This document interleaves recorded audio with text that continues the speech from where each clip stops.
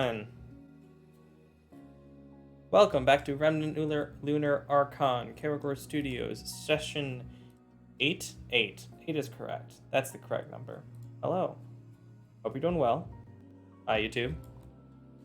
Hi, YouTube. And anyone else who may. I don't have it on anywhere Hey. but YouTube yet, so I don't even know if it will go on anywhere but YouTube. I don't have the VODs up on Twitch because I don't. At least not for the moment. Yeah, it's fine. Sorry. Fine. What? Why are you apologizing?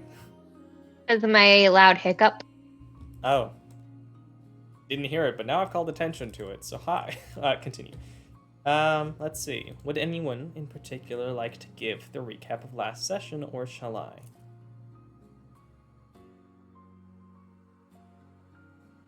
Alright. Last session, the party found and fought a swarm of small flaming Grimm known as Sulfurfish.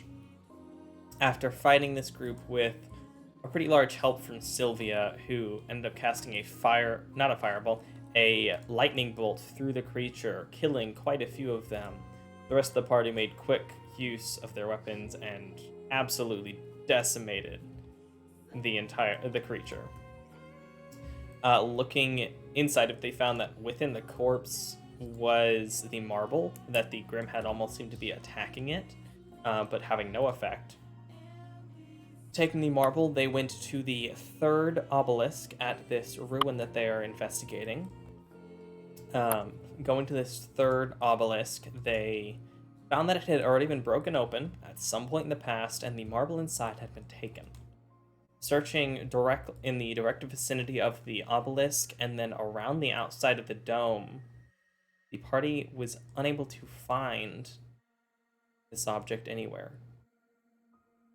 They ended up deciding to go back to the town and go to their main sources of information to see if they could figure out where this marble might be, if anyone stole it, if anyone found it at some point. They spoke to Apollo, who couldn't give them much information on a location. He hadn't interacted with it or known anyone in particular who did. They went to the orphanage and found that none of the children had actually seen anything having to do with these marbles, as most of them aren't allowed to go toward the ruin at all. They spoke to Hashim, who said he could make a similar marble thing, potentially, if they brought him the right quality, and came to the conclusion that if they took the time to order and get the right quality marble and cut it into the same shape, it could potentially function as one of the marble slabs, discs. Disc isn't the right word, they're an oval shape. These marble slabs, that they could find one. If they could make one similar enough, it might work in its place.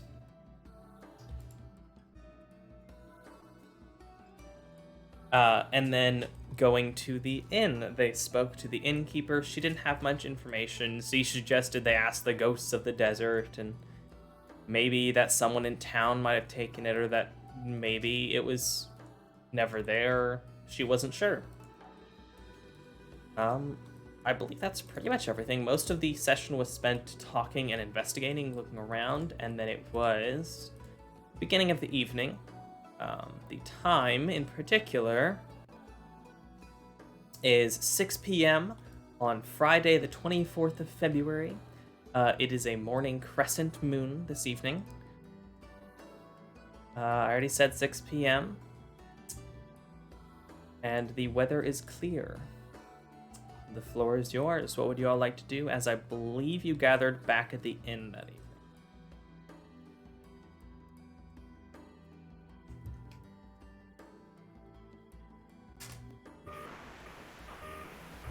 Did anybody find anything good? Was it helpful, useful? Nothing in particular.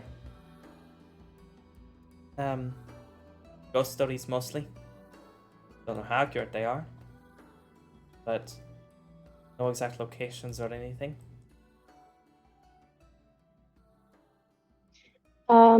Apollo didn't really have anything, as far as like where to look. The only suggestion he really had was to try Hashim, but we've already talked to him about that.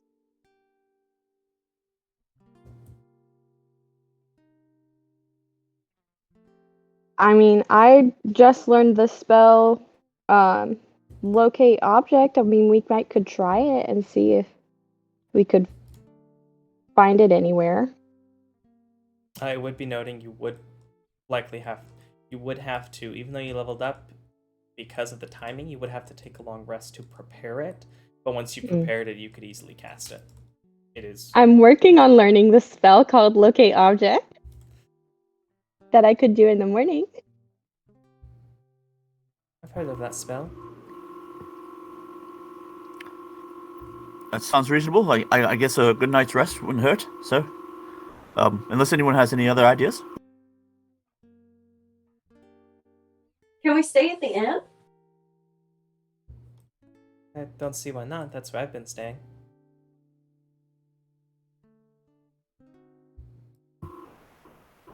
Yeah, I mean, unless people like to sleep outside again, you know, I'm sure I can play a song or two for a room or something.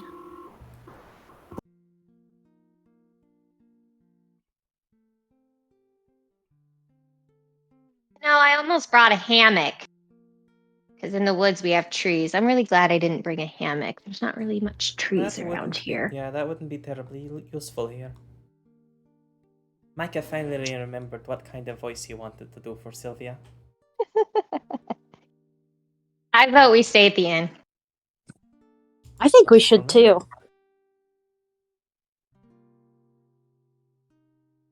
Alright, that settles it. The night of drinks, and in the morning, we'll go looking for a marble in the desert. What could go wrong? What could go wrong indeed? If younger me knew what older me was gonna do, she'd lose her little mind. We're just going out in the desert looking for some marble. This is just what people do.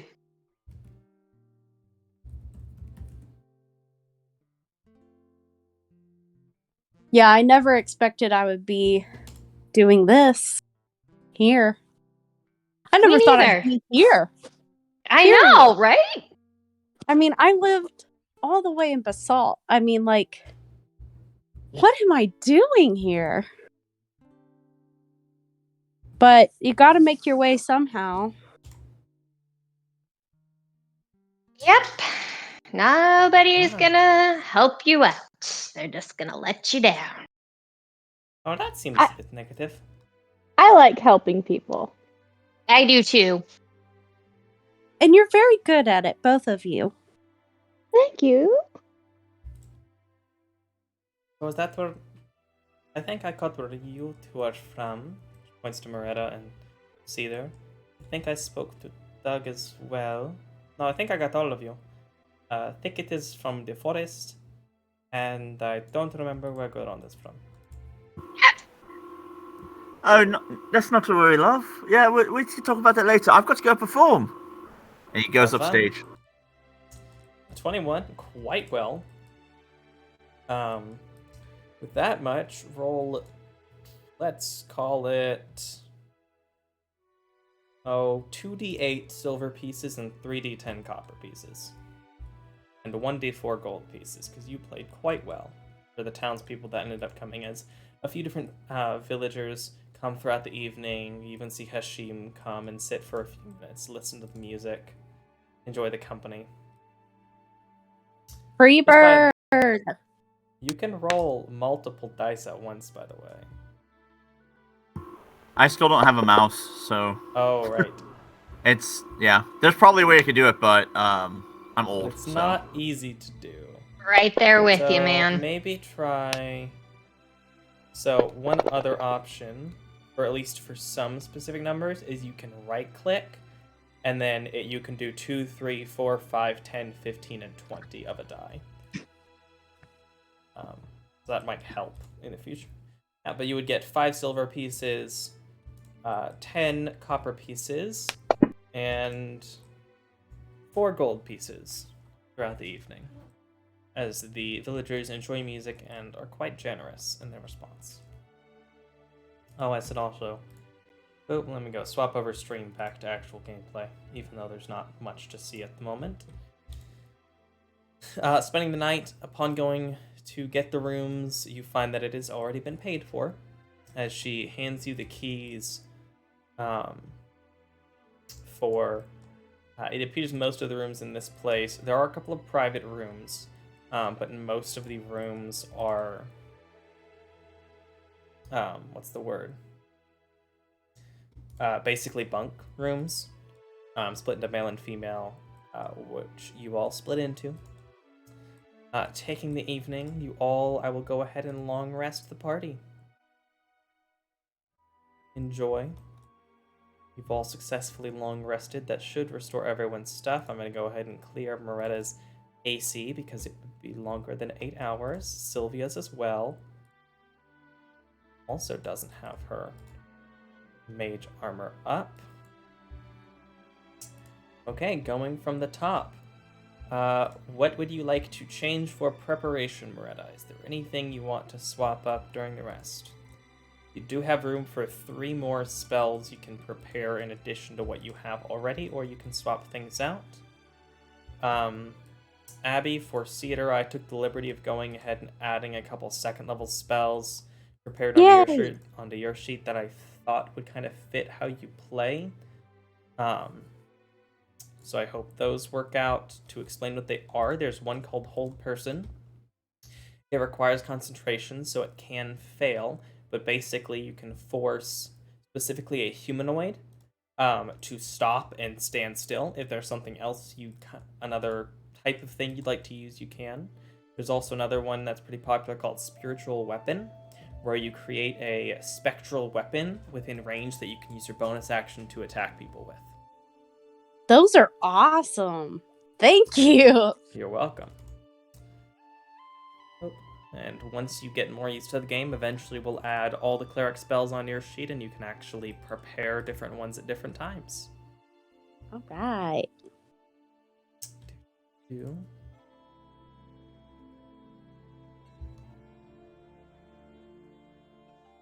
You said our rooms were split up between guys and girls? Assuming y'all were in the bunk rooms, yes, but you could get private rooms. Does that mean I'm rooming with Garand? Yes. And I would like to interrogate him. Oh, so during the rest, Thicket would like to speak with Doug. I'm sorry, not Doug, Garand. Not Doug. Doug's uninteresting. Who wants to talk to Doug? He's just been quiet all day. What's wrong with Doug, man? Whatever. Yes, Doug is completely uninteresting. The guy who gave a orphanage a severed head. Yup. That's definitely very uninteresting. A normal, boring, average Joe thing to do. Don't at me, Twitter, or whatever else. If this sentence blows up one day. It's amazing. It seems as if he's very exhausted after his performance, and he just immediately goes right to bed. Yeah, guys, I'm going to bed. I'm going to sleep. Good night. I think he was talking about Garand, not Doug. Oh, yeah. no. Yeah, no. Oh, well, I'm sorry. I was like, that. Yeah. That's all right. That's right. But yeah, no, Doug. Doug would probably do like a little like night exercise, just to cool down for his day. That's how he relaxes. So I can imagine him doing like a few push-ups, maybe some sit-ups, maybe some burpees, and then just calling it a good night. And he just crashes, passes out. So while he's doing so, hey, Garand. Garand. All right, so how are you gonna work out like to be able to go to sleep? What do you mean, like, be able to go to sleep?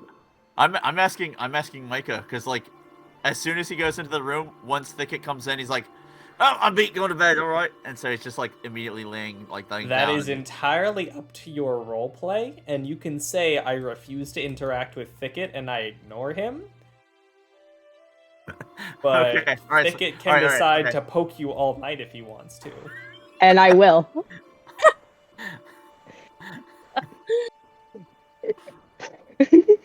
All right, so yeah, I mean, let's go through it, I guess. All right, yeah, so Just like, I have Shillelagh. You also have one too many spells prepared, I believe. I was wondering about that. I didn't know if You have detect 9 prepared, and magic. you have 8 you can prepare. Do I have to have ritual spells prepared in order to be able to use them? Yes. Okay. Holy I wizards think that's get what to was use what's throwing magic me off. weapons. Yeah. I will fix that in a bit. And we do have your ones that are noted for which ones you get to keep forever because of your circle. Mm-hmm. Continue. Anyways, Garand. sorry, Thicket. I'm beat. I need to get some rest. And you should rest too if you want to have that spell in the morning. You know. Yes. It's not just for me. It's for all of us, right? So, I mean, I'm not Yes, sure I we did can have really some be... questions first, though. Great. Well, I'll happily answer those at a later time. You know, when I'm just not so tired. Oh, it won't take excuse very me. long.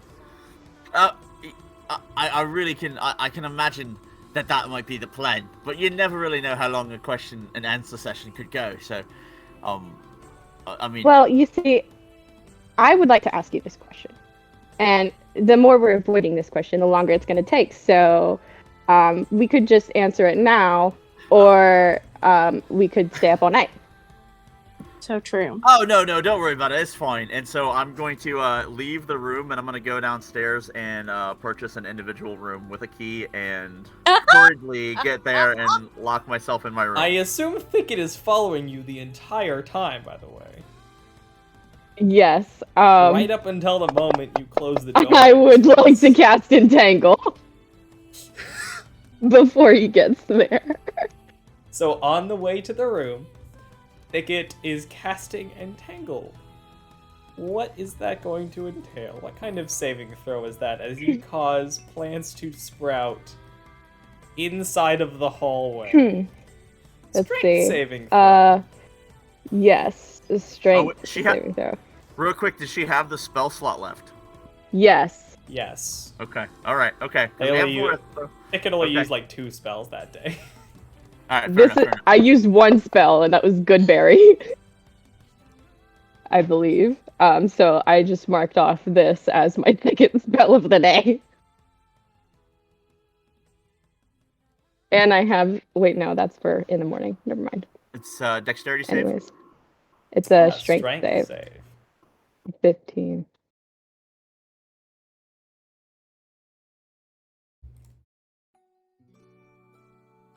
As you're walking through the hallway, these vines sprout from the wooden supports around you and clamp around your arms, tying onto you. Help! I'm being attacked! I shout throughout the whole inn. Help! I'm being attacked! Those of you that aren't asleep yet would hear this. I'm gonna go running out. Yeah, I'll go out too. But Sylvia not will running. join. I'm just gonna poke my head out the door. Guards, help! Please rescue me! I don't know what's happening. Garand, Wow. relax. You know Thicket. What is going on? I don't know. Maybe Thicket might be possessed. I don't know. I just had a little question, and Garand seems to be avoiding it. But I guess we can do this while you all are here as well. I'm not sure where you come from, but where I come from, it's generally considered not the best to entangle another person because they want to go to bed.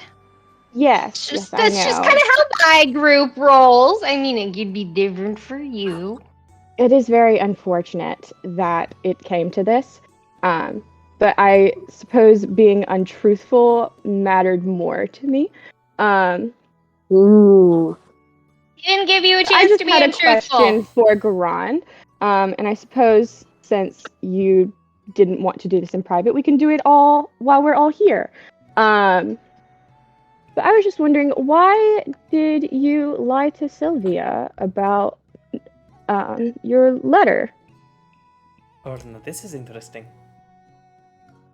And I thought I couldn't be surprised by you all anymore. We're full of surprises. Help! She's under some sort of spell. She's mad. She's absolutely bonkers. And I'm going to try to persuade or deceive, whichever you feel is right, Karagor. So, technically, it's not between me and y'all. It's what Thicket is will, because Thicket can technically just decide. He's not going to believe you, whatever you I think say. it's talking about Sylvia. Oh, you're talking about Sylvia? Or are you talking about Thicket? No, I meant like in general, like to try to sway everybody to my side effectively. Either because I mean, at this point it's possible that she's under some kind of compulsion as far as Garon's concerned, because this seems out of character for her, or for him. Sorry, but it could also be that like he's really trying to to catch him. So either way, so that's Okay. why I'm saying like So either way makes sense in my head, but. In order to conceal what you roll, roll in the box. Roll into the tower, and I will tell everyone what the result was, so they can decide whether or not they believe it, but won't necessarily know if it's persuasion or deception. And then I will consider Sylvia for the DC, but everyone else can kind of decide whether or not they're persuaded by the roll.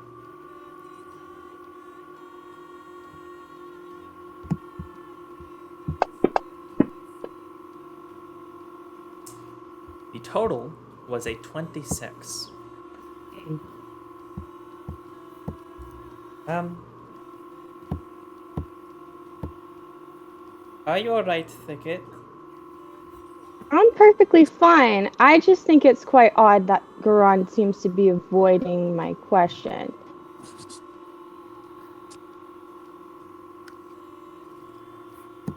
Leans over to Merida. I don't know what to do. I don't know if I should believe him about the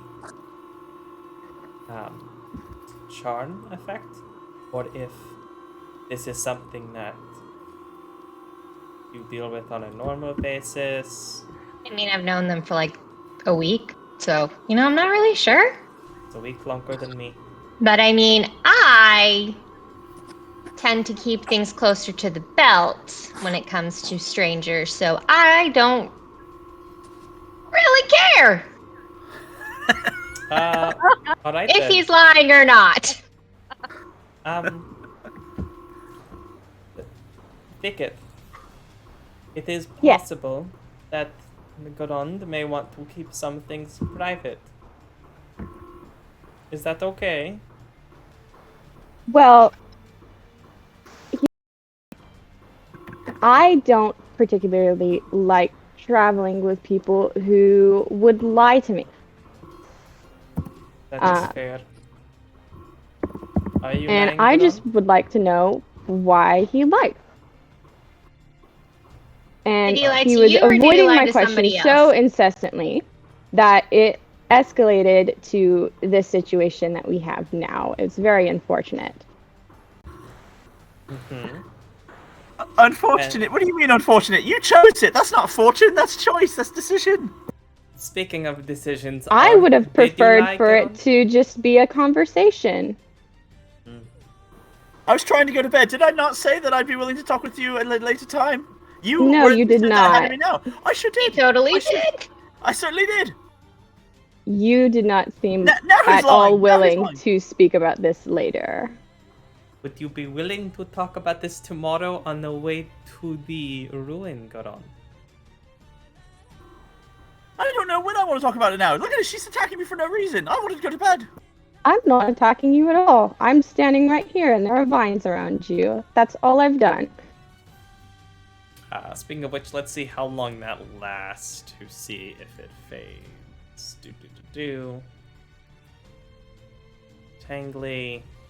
Up to a minute, so at this point the vines would dissipate, crumbling into fine powder that spreads throughout the area. Well, now Can I'm we have a curious. conversation about this, Garon? I don't no, you did not handle this well at all. If you thought I was lying, then all you had to do is take me aside or something, and then I ask me- did try to. No, We tried to do this in our room. Exactly, and is there not another soul in there? Is there not another body? He's dead now you asleep. If he is so dead dead asleep, asleep. if he's so dead asleep, then why is he standing over there right now? Because you woke him up with all your screaming. The question is, did Doug get up? I'm gonna roll a perception check to see if he even heard or if he was so tired he didn't get up. Because that would be funny. Boop, beats a 10. In real life, Jack would stay asleep, just saying. Yes, but Doug rolled high enough to where he would have woken up and come out, unfortunately. The DC was Even handed so? out at 13. Even so, let's say either way, because if he's there or if he's not there, then once everyone looked, then he would zip into the room and lock it. Okay, now that I was persuaded earlier, but that was suspicious. How is that suspicious? He wants to go to bed. He gets tangled up in something. Everybody's accusing this, that, and the other. Of course he's going to get out of here as soon as he can. I'm getting out of here as soon as I can. Good night, y'all. Good night. Ticket, would you like to come downstairs and talk for a few minutes? Because now I'm curious about what you think he's lying about. I suppose so, but I don't really have any answers for you since he never answered any of my questions. Well, that's fair. I suppose we might just go to sleep then, but I am curious. What made you think he was lying?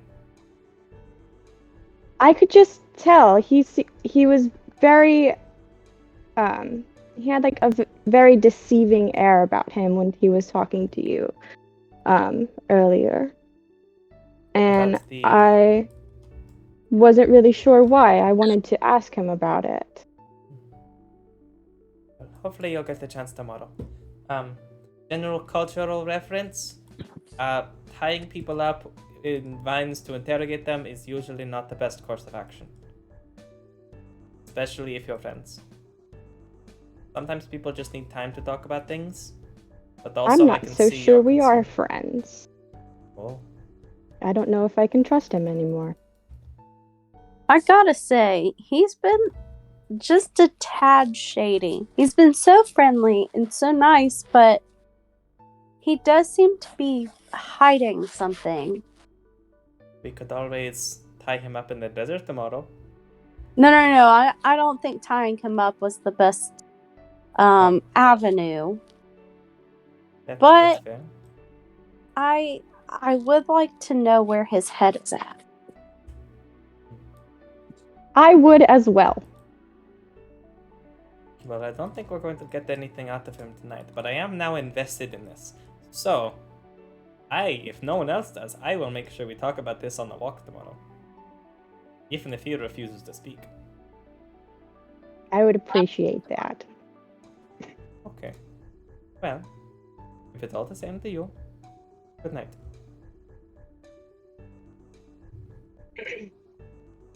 I'm gonna try and open the door back to our room and see if I can get in. Into his room or into the guy's room? We're all sharing a room, right? Yeah, so the guys...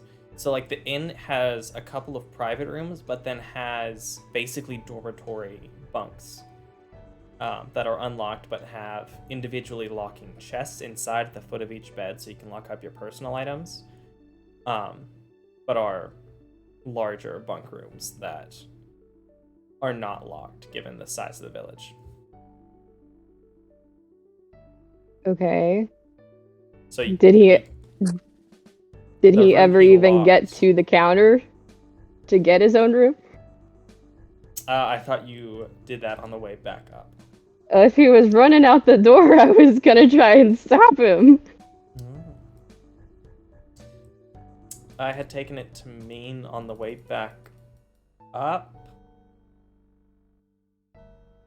I'm going to say he is able to get into the private room and keep that locked, even if he pays for it in the morning.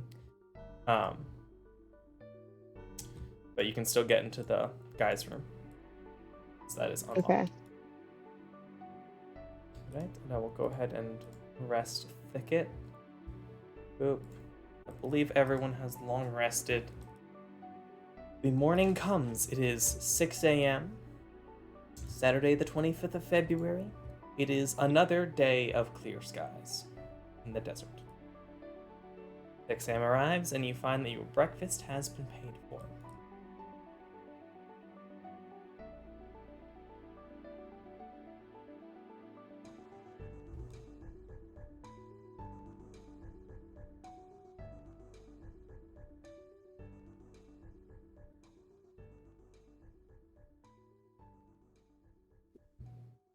What would you like to do? Well, we're going to the desert today, right? I believe that was the idea. Well, let's go.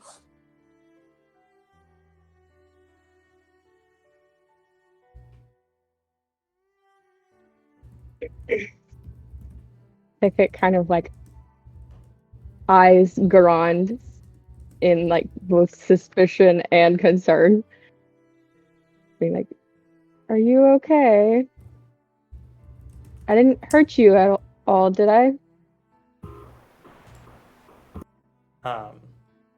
Chris is actually sending me a message, secret night things. So one moment. I am Unless he wants to fixing my talk. prepared spells. That's fair.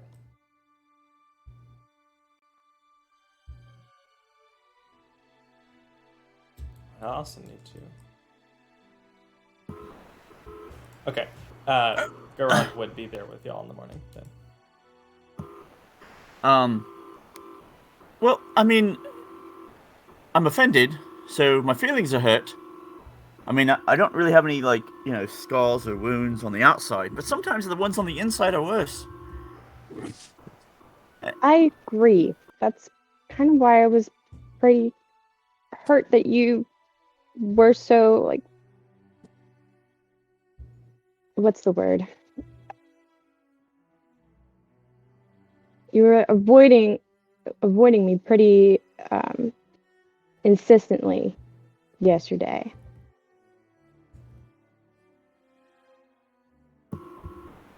So,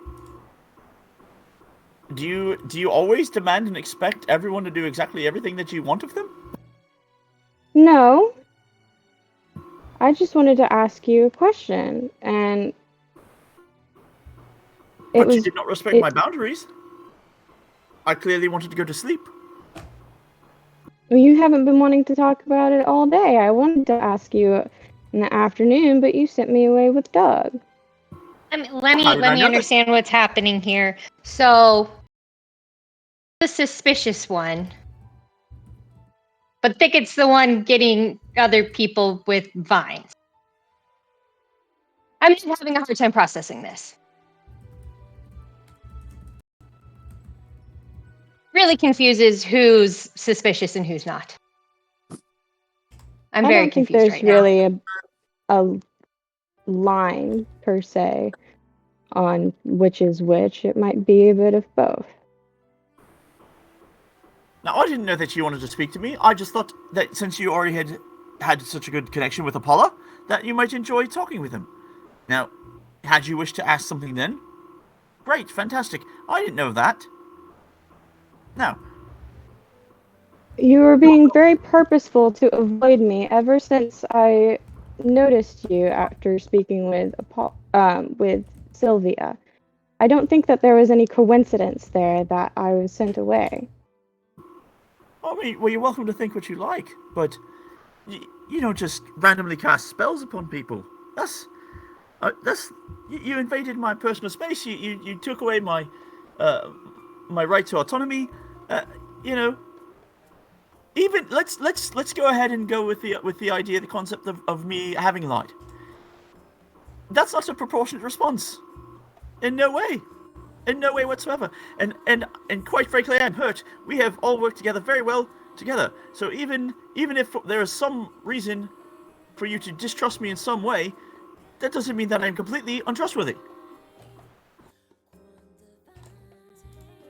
Well, I don't know if you are completely untrustworthy or not. You've been avoiding me and lying to people for seemingly no reason, and you have no answers as to why. Why should I trust you?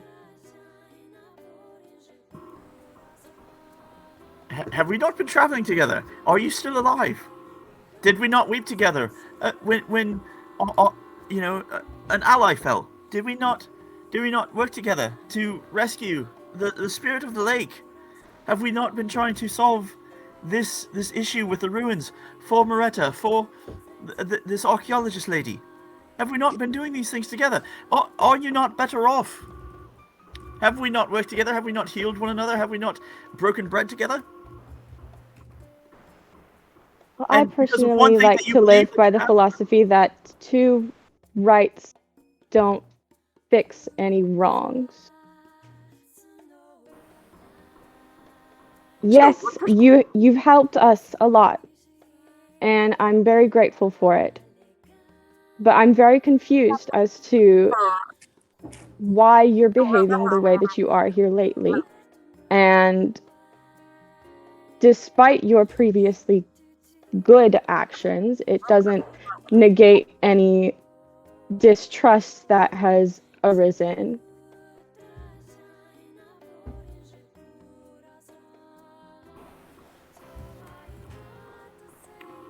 Have you ever heard the phrase,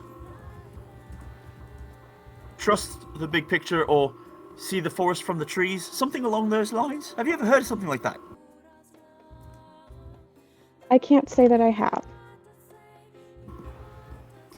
Well, the idea being, effectively, if for some reason you see a wrong, perceive a slight, what have you, you take all of the information together, because maybe you just don't happen to have all the facts, and perhaps in your searching of the facts, maybe you go about it in the wrong way. Maybe there are alternative paths to take.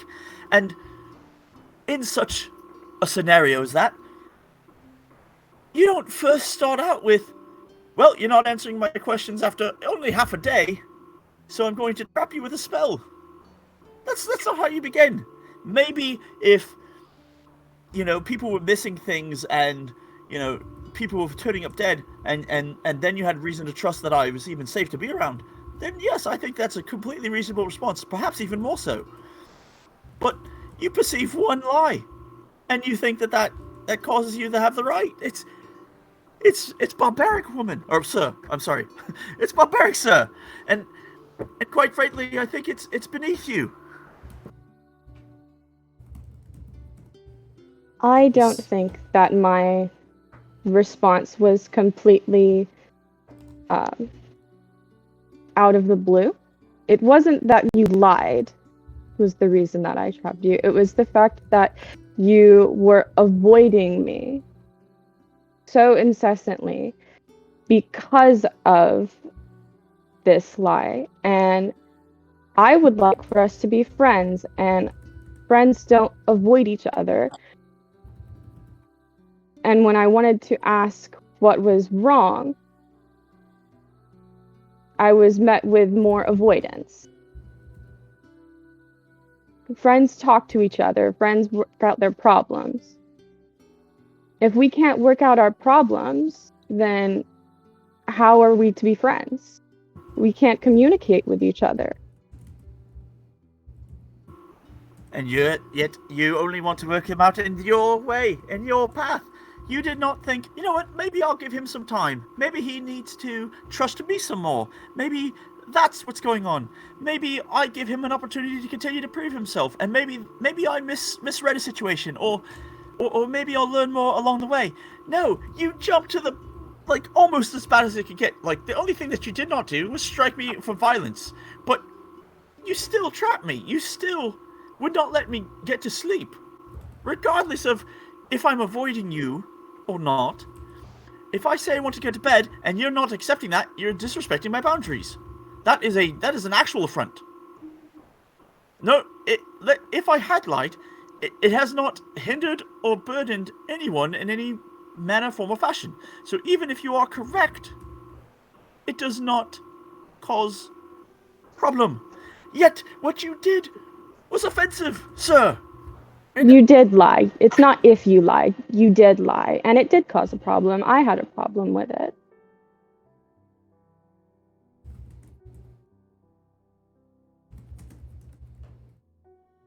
Can we just take a vote? I vote we vote. Vote for You what? vote that we vote. I vote we vote. About what? What would we be voting for? Good question.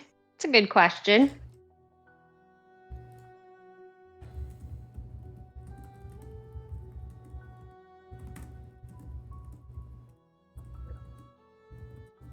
This just seems to be a lot of back and forth, and no one's actually making any progress. That does seem to be the case. And so, I mean,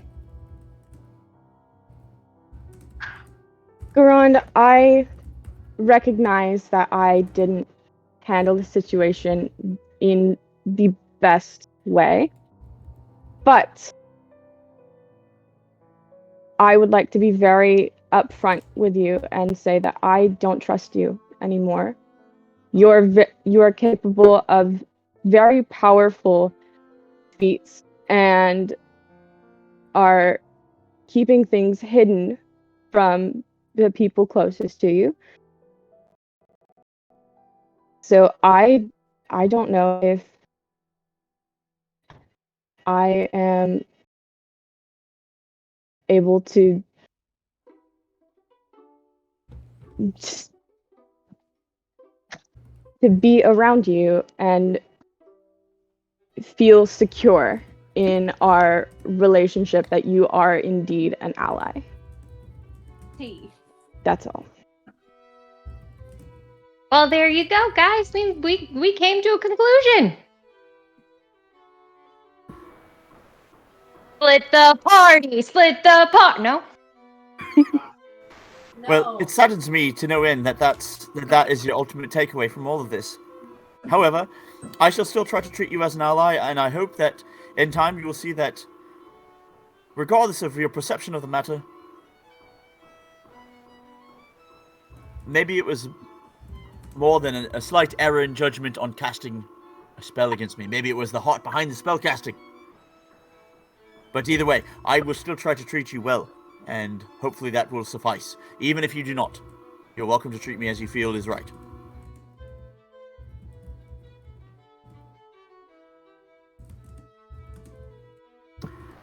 Anyway, Yes. we need to find some marble. Right? Yes, that is the current goal. Are we right now, or are we walking to the ruins? You would have been walking to the ruins at this point. So over the next few minutes, you arrive in the rather warm but manageable day. You arrive at the ruins of Red Orchid. Ticket casts locate object. Okay. What are you focusing on for locate object? Let me see What do you mean? See, describe a name or name an object that is familiar to you. You sense the direction of the object's location as long as the object is within 1,000 feet of you. If the object is in motion, you know the direction of its movement. The spell can locate a specific object known to you.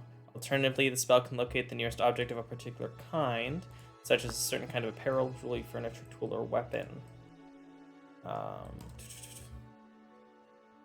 Can't locate if there's lead in between. So you're trying to locate the marble? Yes, I'm trying to locate one that's similar to the one we already have. Or how many do we have? Just one or pieces. Two?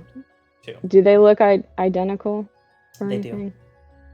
I would try and find one that's identical, but not the ones we already have, if I'm gonna possible. say make a DC 10 Wisdom check to see if you can focus enough to avoid thinking about those two, like avoid looking for those two because you know that they're there, and to look for the third one, like thinking of it as the third one. I suppose, given the concept, you probably could because you know of the object and a particular kind, you could probably. Wow. So I'm gonna ignore that roll because I'd already changed my mind as I was describing. Okay. You would be able to think of like the third of these, the third in this set. Mm. No, and avoid thinking about that. So you've got that for 10 minutes. Casting it, standing next to the dome, you don't feel anything. I'm going to walk to the in the direction towards like the last obelisk, like where we didn't. Okay, that would be Fine the one. northwest obelisk. And let me double check that I know the distance between the pillars and the obelisks. Okay. So it would take you a minute to walk that. So we'll say about 2 minutes has been shaved off of your 10 so far. So you have it for 8 more minutes for this casting. Arriving at the northwest obelisk.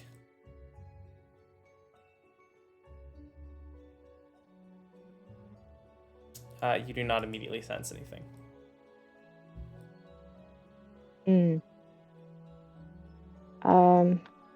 Does it look like there's any other areas around that we haven't looked at or checked out?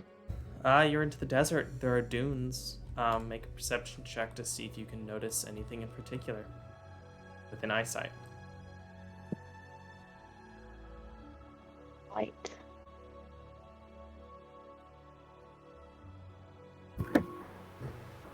From a distance, Grund will. It didn't land in the box, but I rolled a 12. On the die, or did it? Or, well, it was on the die, so it's +7. So that would be 19. 19.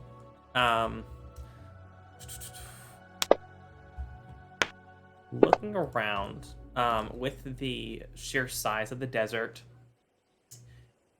you do see bits of trees in the distance. You see a series of rocks, various dunes. Despite the very high roll, it's hard to tell anything in particular or tell what's significant versus what's not. There's cactus here. There's a series of bushes over there. It's hard to decide what's significant and what isn't. Mm. But in particular, you do see a tree in the distance, in the far distance. Like, some how far? bushes, a rock, like 2-3 miles, maybe. Mm. Only because of your cat eyes and a very high perception check are you even able to make out some of these things.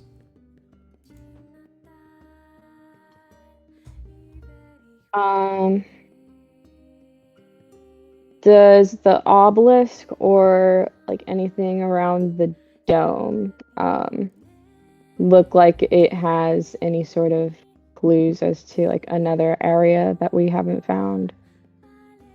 Are you going to take the time to walk around to the different locations? Just the obelisk that we're at right now, and then like if needed going back to the dome. Looking at it, there's nothing new that I haven't already described, but I can review things if you have anything in particular you want to know about.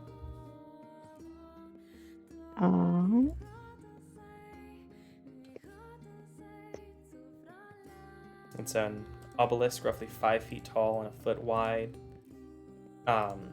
square with a rectangle, but square shaped for the 1 foot wide. Series of broken stone plates in the ground around it. The opening where the marble would have been holed that's been broken open, presumably, and based on the way it looks like some kind of crowbar or something. Different arcane markings with a draconic edge to them written on the stone, but nothing indicative of a location. There anyone in town who is has like draconic heritage? Make an intelligence check to see if you can remember if there's a dragonborn in town. I'm good at those. To see if there even is one.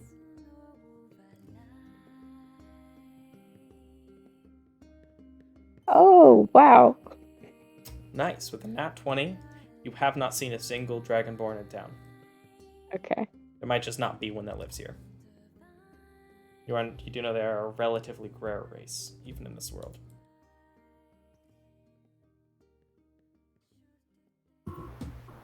If you haven't gotten any luck yet, I suggest we could always go back to town. You could try there, walk around.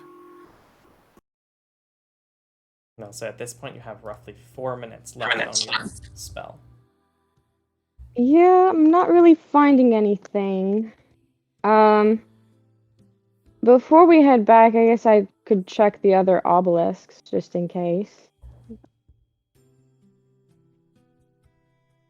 With the 2 minutes walking to the other obelisks, you would only be able to check one of them before you'd have to cast the spell again.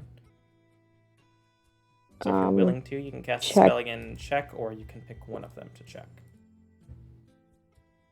There's the southern and then the northeast.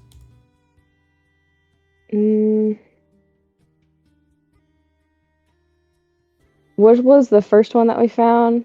The southern one? It was the northeast one that you went to, I believe. Yeah, it was the northeast one you went to first. Let's check the northeast one. Going over toward the northeast one, nothing registers. About this time, the spell ends. I've gone ahead and marked off the spell slot on your sheet. Okay. Did you ritual cast it?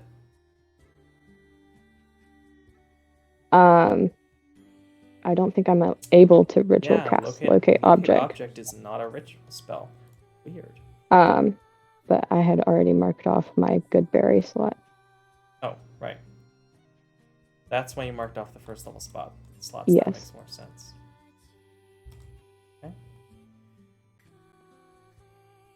Alright. You all heading back to town?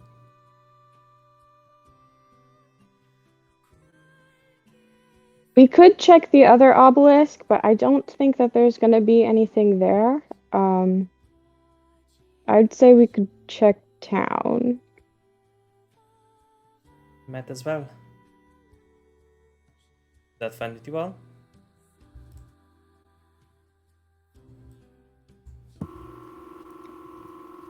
I'm here to serve. I just want to write stories and sing songs and learn of your adventures. Help you as best I can. I, Doug, don't know what the best option here, so I'll follow what y'all do. It is me, Doug.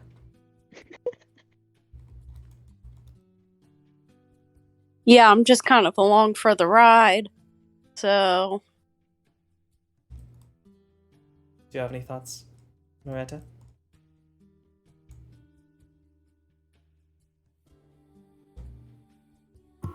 Push to talk. I mean, there's not a whole lot we can do out here. I mean, it's like a needle in a haystack if we just walk around trying to find it. So best thing is to see if we can find somebody that knew where it might have gone, who might have had it, where it might have started, anything about it. Alright, back to town it is. I still think Thicket had a good idea in using that spell. I just think that we should do it in town, and maybe even without necessarily having to ask anyone. You know, if she gets a magical alert, then maybe that'd be the investigation. That could work. It's worth a shot. As you return to town, I'm moving it ahead to about noon now, as you spent the time walking back and forth and looking around. Returning to town, you are casting the spell. Yep. Cast locate object, searching for the same stone, and begin to walk around town.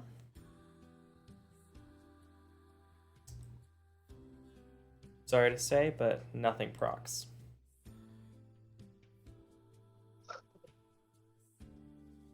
Well, this was frustrating. It's okay, Thicket. It's a hard thing to look for. I'm going to check my book and see if I can think of any spells I could use to maybe find it. Unfortunately, I don't know how to scry yet, but one day.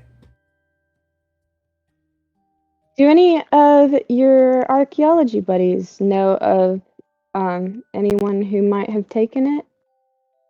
Like anyone who's notorious for like taking artifacts or something? Bandits in general, lots of them like to go and root through old ruins. That's actually I'm actually personally a little bit glad that this one has a shield over it. It's become relatively untouched, whereas a lot of old tombs have been broken into by monsters, goblins, bandits, even Grim on some report. Given the way that it was broken open, I would not be surprised if it was a bandit that took it.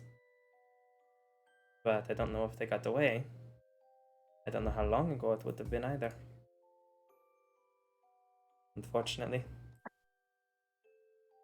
Or maybe it's like the woman said and the ghost took it. It's Ballora. Mm.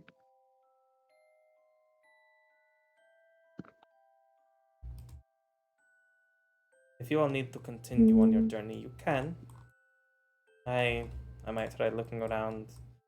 Maybe she's onto something with the ghost that she says can lead you places. I might try following them, or I don't know, continuing to just scour the stone and trees around the area. Got to be somewhere.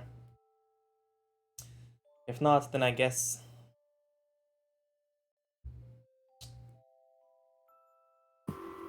in that case, I suppose I'll just have to get my group to go These with me to Keynight and these make another ghosts. key. These ghosts that you're talking about, how likely is it, do you think, that they're real? I'm gonna have her roll an Arcana check. Well, actually, they're ghosts. They're more on the religion side, but yeah, she's gonna roll a religion check because that is not her forte. I'm not sure. I mean, it sounds like a fairy tale, but ghosts exist, so I don't know. She rolled a 5. She is not sure. Do you know of anyone we could ask about the ghosts who might know if they're real or not?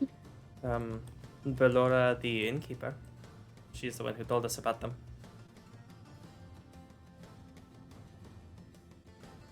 Maybe All Pala? right.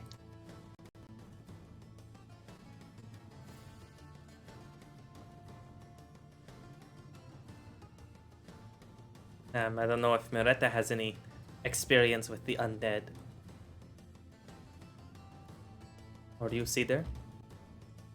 You're, Yeah, that's not really something I mess with. I'm more of a... Well, I don't know how to say this without it sounding like I'm a terrible person, but I'm more of a kill things, not bring them back to life. Whoa.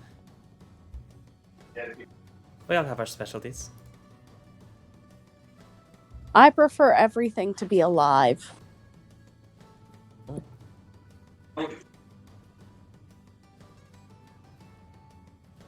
And now Micah is checking and finding that I don't believe anyone that's in this entire group has proficiency in religion checks. Wow. This is gonna be great. In a game full of demons, none of you have proficiency Woo! in religion. We're demons? Hmm? Nah, Grim. No, he's Grim talking are- about Grim. Grim are Oh. technically fiends. In a game full of fiends, no one has proficiency in religion. Oh my gosh, there's gonna be so much like Just missing information. God-related stuff That just is that not we're going just to not be- gonna know anything about. Alright. You head to the inn. It doesn't take terribly long.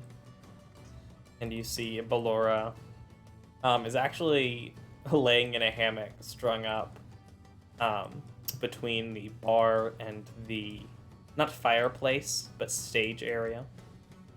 I may not have proficiency in religion, but I have a +5.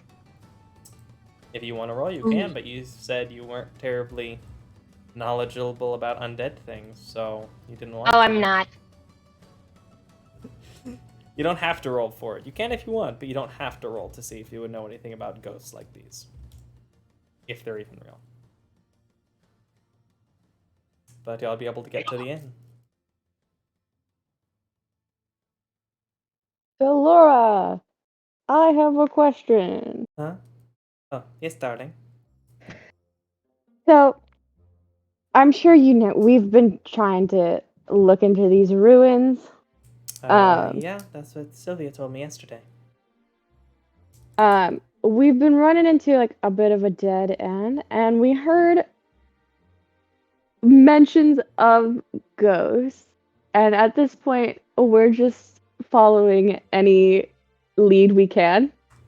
Mm-hmm. So we wanted to ask you, how likely is it, do you think, that these ghosts are real? I've seen them myself. Really? Yes, I unfortunately didn't follow them, but the folk tales, the stories, are about these ghosts that live out in the desert. They appear as these motes of light that will guide you to your greatest desire. Unfortunately, knew it. when I saw them, I did not follow them, like a fool. But yeah, I've been doing okay. But I did I see knew them. you did that, Micah. Do what? The motes of light. I don't know what you're talking about. Yeah, okay. I definitely have no idea what you could possibly be referring to. Anyway, does it seem like she's telling the truth? Roll insight.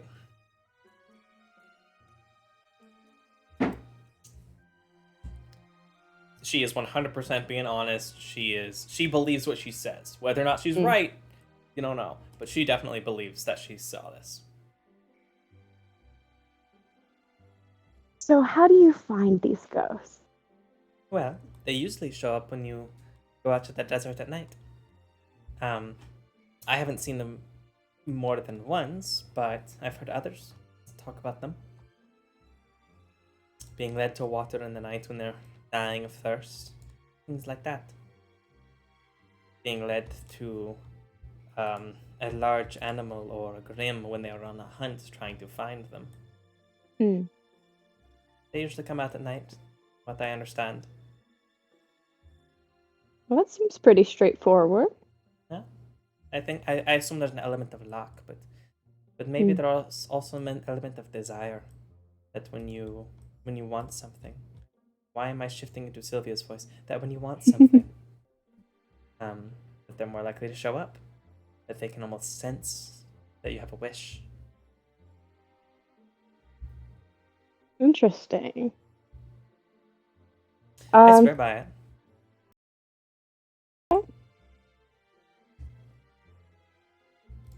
Are you guys down for a camping trip in the desert?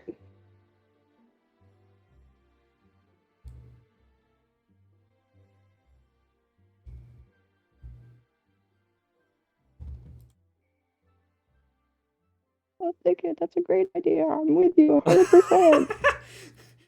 Hello? Other players? Are you alive? Yeah, let's all go to the desert. Abby? Ray? Yep. You are alive. Do you respond to Thicket?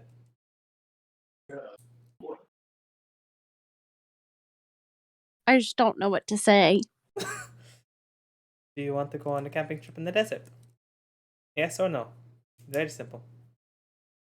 Go chase after Well, some ghosts. I'm scared I'm to not used answer. to camping, so yeah, let's go. What frightens you, Marita? It's just a desert. No, I'm It's scared not. if I say the wrong thing, Thicket will put me in a bunch of vines.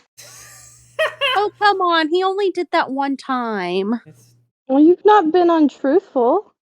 That you know of. oh. Now you're digging Well, a now you're being hole. suspicious. Thicket, are you going to put anyone else in vines? Please say no. No, I don't plan on doing so. Wonderful. See, is that enough?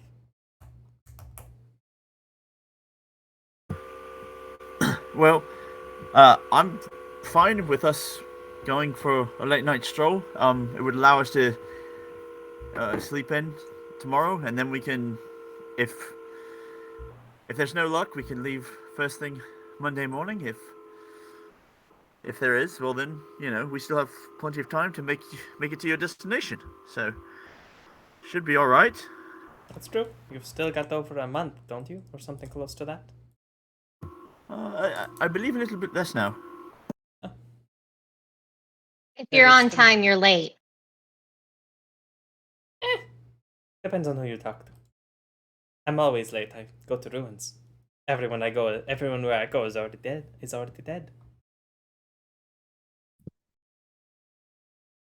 That was a joke. I thought it was very funny. Oh, thank you. I just Laughing internally. it's a bit difficult to laugh with the So cat what are vocal you all cords. choosing to do? What time is it? It's currently about 1 p.m. in the afternoon.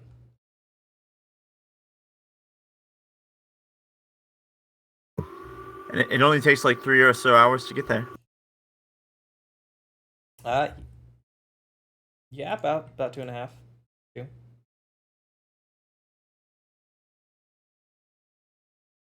Is that what you're doing? Hmm. Are you all going into the Laura, desert? do you think that there's anything that we might need to bring for the ghosts?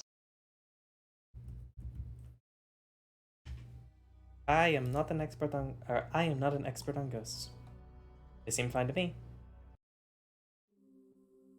All right.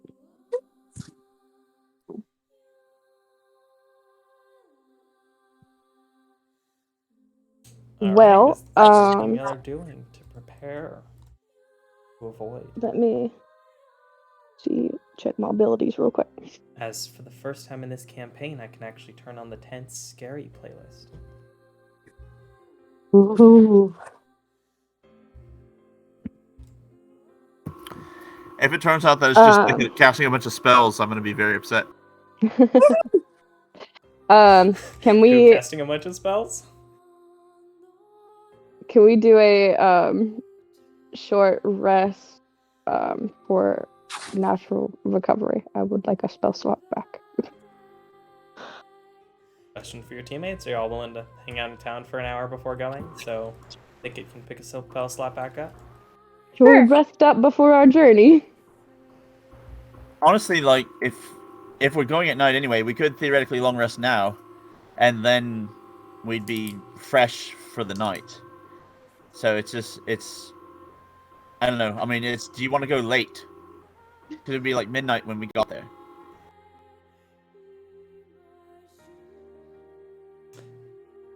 I would like My to vote is we just go there now and do a short rest because I don't think anybody else needs anything. Or we could short rest here. What were you gonna point out?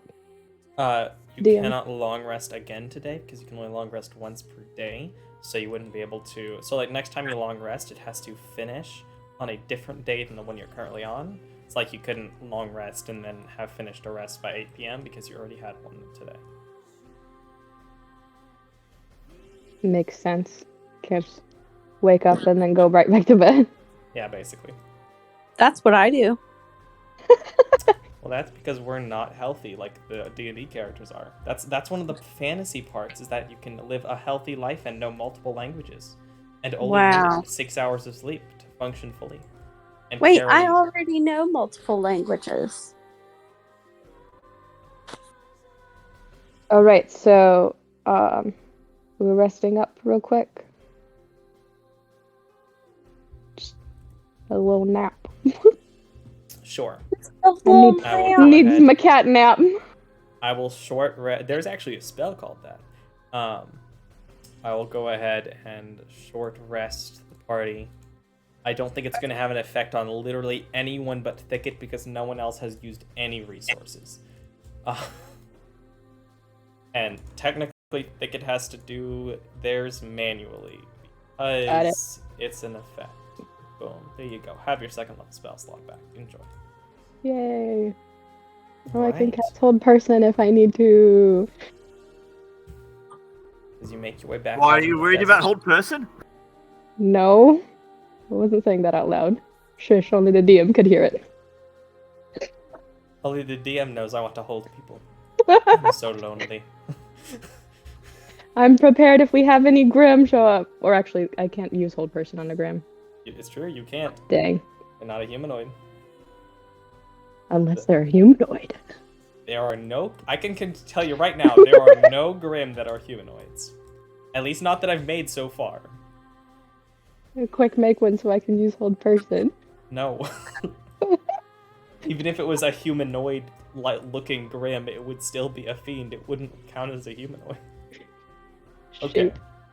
But anyways, as y'all hike out in the afternoon, are you bringing anything special, like extra water or anything this night? Or are you leaving Berea back at the stable, where she's been chilling for a couple days? Berea's the mule. Just hanging out with your cart, with barrels of water that I presume y'all probably emptied to be refilled whenever y'all leave to avoid getting bacteria growth, mold, and such. Seems logical. What was the day like? Was it? You said it was It calm. is a clear skies day. It is Saturday the 25th. The moon is a morning crescent. Then oh, I mean, if we treat it like how we had been treating the rest of the journey, like it should be fine. It's just as if we were camping out in the desert on our way to the next town, so it shouldn't be too bad, right? Yeah, it shouldn't be, presumably. You'll want to make sure you carry enough water, but your water skins should be able to get you to returning to town the next day, if that's your plan.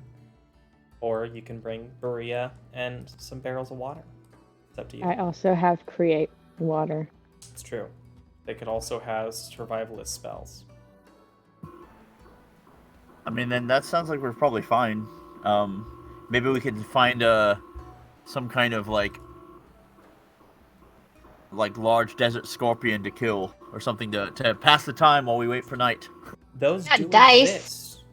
There's also a grim version of that, but that's something y'all might find out later and interact with. That would be fun. Those are dangerous. Yeah, so as y'all go and hike back again to the ruin, we are going to go ahead and take a 10-minute break there. On the subject of desert scorpions, there are desert scorpions in Genshin now. Oh, fun.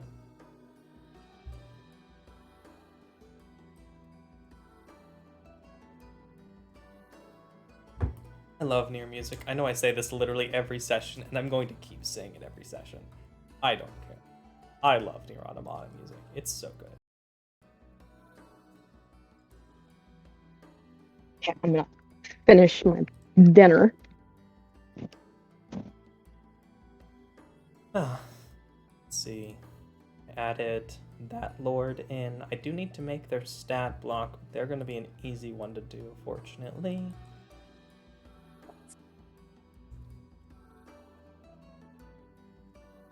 There are Lords of Vacuo. Which, fun fact, one of you would actually know one of the Lords of Vacuo. Not personally, but be more aware of them than normal.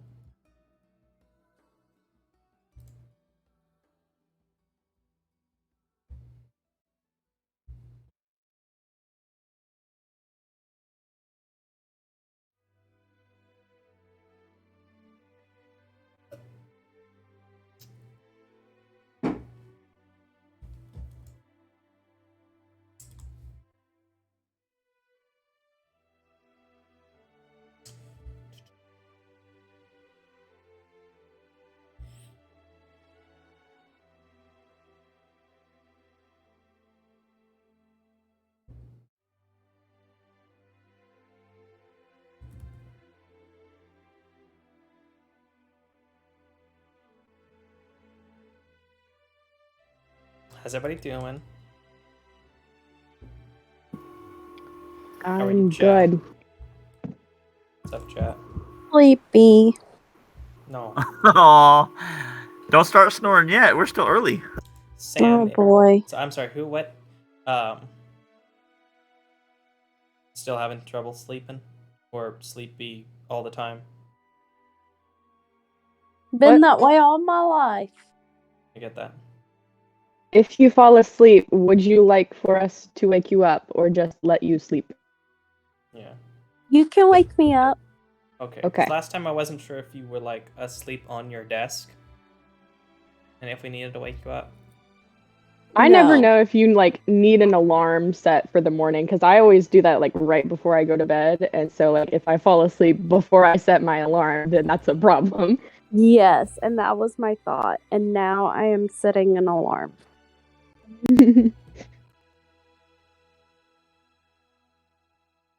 Smart plan.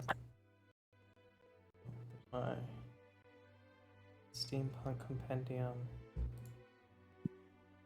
Did I get another?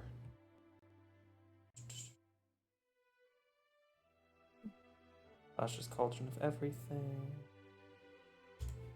And thickets.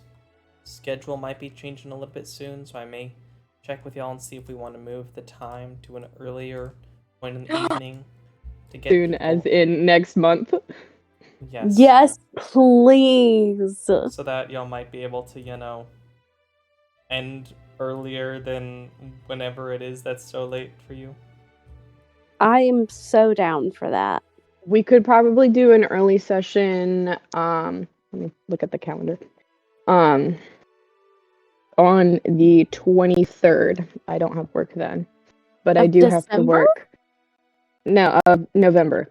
Oh, Oh, is that that is isn't that we the could week of Thanksgiving?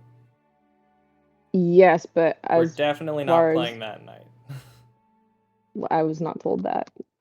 Well, yeah, that's because I hadn't announced it yet. But we're probably not going to be playing that Wednesday night, the 23rd, because it'll be the day before Thanksgiving, and I don't know about y'all, but I will have people in town. Okay. Well, never mind then. It's okay. The one week where I'm not scheduled on a Wednesday. Actually, I'm not scheduled on Wednesdays very often. It's just this month because we have our holiday sales and all that because we don't do Black Friday. So it's just like a month long of various different sales.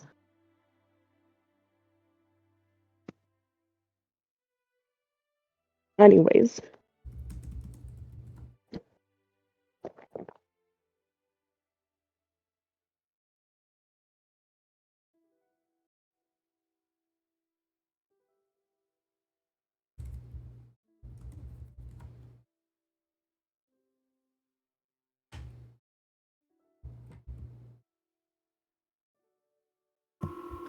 So you're talking about like a permanent earlier? I don't know if that would fit with everyone's schedule, but I figured I would check in with people and see if that was something we wanted to think about. Because I couldn't remember if anyone else had any problems with earlier on a Wednesday. We can figure that out later on. We're not in a rush.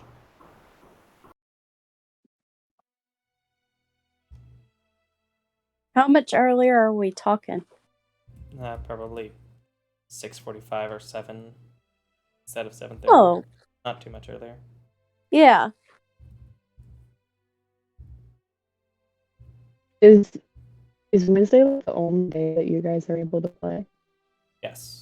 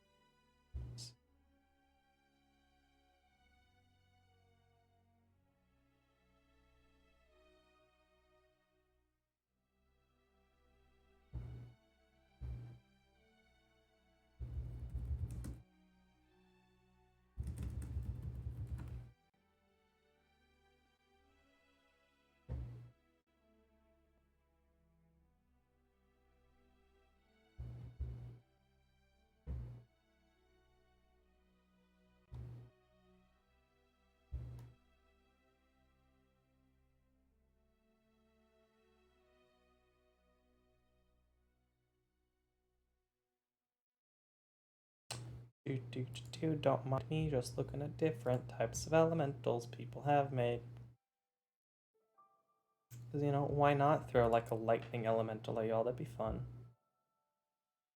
That would be fun.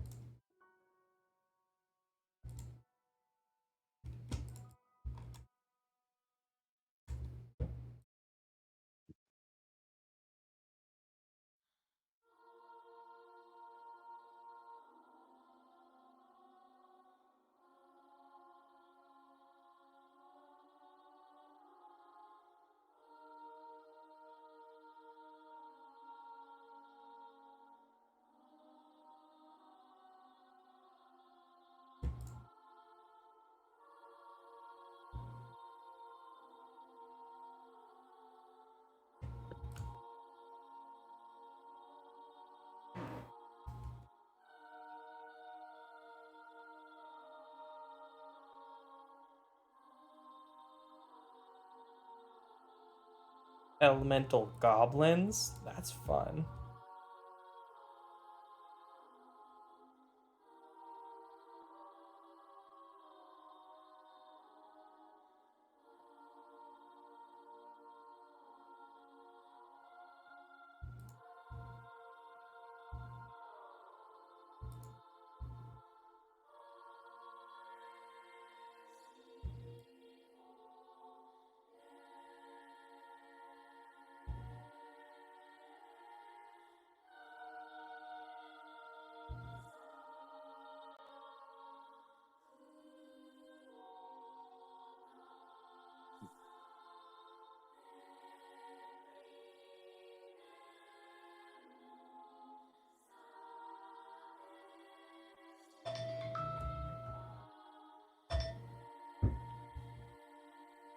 Oakley dokley. Is everyone back? I never left. Haha. Ray. If you're not back, say here.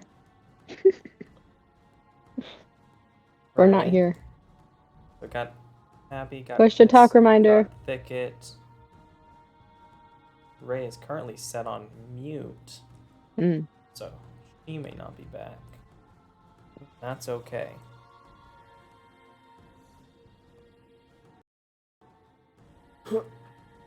I have a test tomorrow. It's gonna go great, hopefully. It isn't a hard one. It's microeconomics. Super easy, honestly. Doesn't sound easy. That's fair, but when your previous tests were principles of finance and introduction to financial accounting, microeconomics is nice to chill on. Very nice. No, Abby. What? All right, I thought I heard a snore. I gotta mention, even though Jack isn't here, I am so excited for the one shot he's thinking. Oh my goodness, me too. So excited. It took me about 5 seconds to think of the character I wanted to play, and I was like, that. Just I have that. no idea what kind of character I'd want to play. I'm excited. If we're doing Disney and not Kingdom Hearts, I probably won't be nominee. But I wouldn't be surprised if he lets you. Yeah. But there are also so many Disney characters that I could be. So many Disney. You could be Winnie the Pooh. I really should be Winnie the Pooh. Fun fact, part of the reason why my name is Christopher is because of Christopher Robin. Oh, I knew a Christopher Robin. I have not known a Christopher Robin. The best part about the Christopher Robin that I knew is that he was like too cool for school, like popular guy in school. It's so opposite to what Christopher Robin actually was. Yes. And I liked to humble him because he and I grew up together. So I knew that he was named after Christopher Robin. What's I that, Winnie? love that. You're trying to be the strongest guy in class? Your thing, Pooh. Pooh Bear. I wasn't so into Pooh Bear though when I was in high school. I was more of like a princess girly at the time. I was always Which I still love my princesses, don't get me wrong. But Pooh's definitely the thing now. was definitely a Kim Possible and Power Rangers. Oh, what was the other one I was thinking? There was something else I had in mind, but definitely that kind of kid. Before I Bro, learned what anime was, and then I moved on. loved The Lion King. That Yeah. was my jam. No The lie, Lion King. I've seen The Lion King more times in theaters than any other movie. I saw it 12 times. Wow. It's a good So we used to live real close to a pretty cheap, like in the summers, like $1 or $2 movie nights. You know, back when that was a thing you could have at your business and it work out. And so my older brother, when he was younger, during the time when National Treasure was out in theaters, they went like 2 or 3 times a week for like 3 weeks straight just to go see National Treasure. They'd be like, oh, we're not doing anything tonight? Y'all want to go see National Treasure? And then they would just go and watch. Because why not? That's how I was when Frozen came out. I saw Frozen 13 times before it came on DVD. Or above. We watched it a lot after that, but I don't know if I even watched it when it was in theaters, but once it came on DVD, we watched it a bunch. I've also seen Tangled an absurd amount on DVD. Yeah. So good. One of the best Disney movies, IMO. So I haven't seen it since 2015, I think. And even then, like, somebody had to make me because It's so underrated. No, it's that my best friend and I in high school were like obsessed with it, and then she and I had like a big falling out.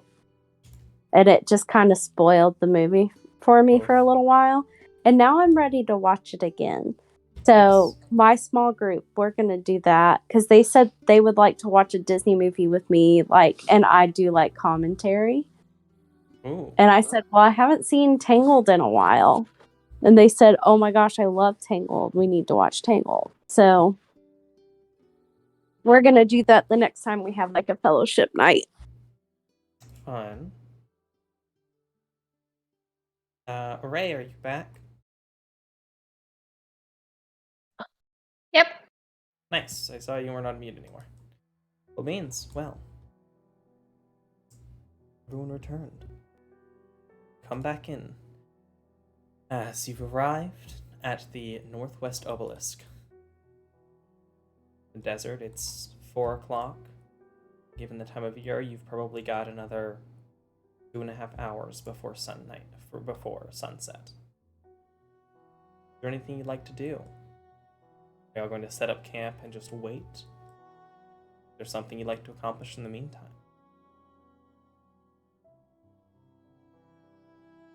I brought dice.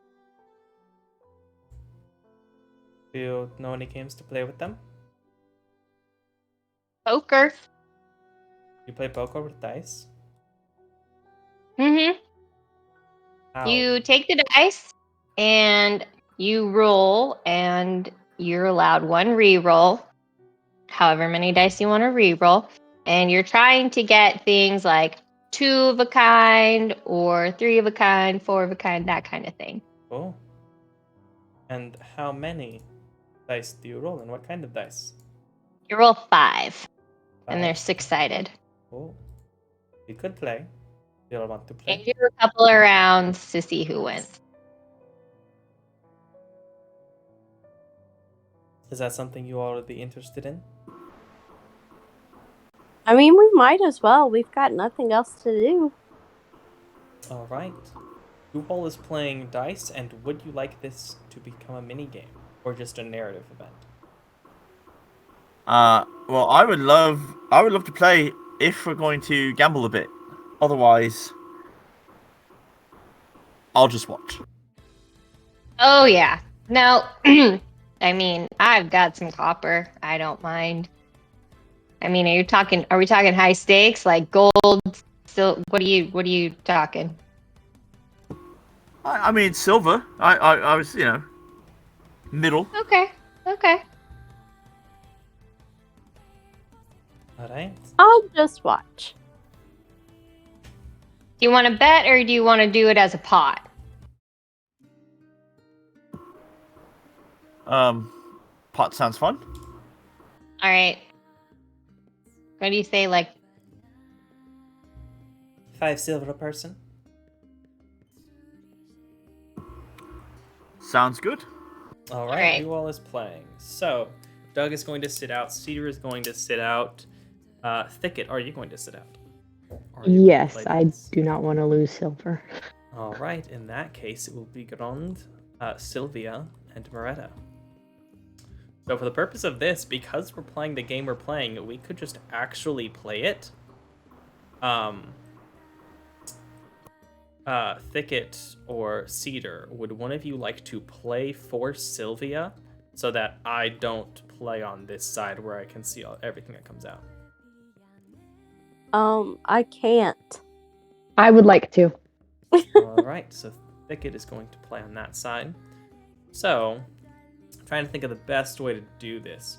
Probably to use the tower, and then me send you your results in the direct message on Discord to let you see what your dice are. I don't exactly know how to play this, so I'm actually going to need Ray to explain. it's just kind of like poker, but with dice instead. So it's just 5 dice. You roll, you get a chance to re-roll, and then whoever has the best hand wins. So, what is the best hand? Are you It's a trying to pretty get, basic like, game. Are you trying to get a run? A Are you 4 of a trying to kind get- would be like the best. A 4 of a kind would always be the best. Yeah, it's basically got the same.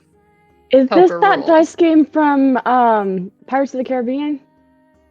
I Pirates got dice? it off of Witcher. Oh.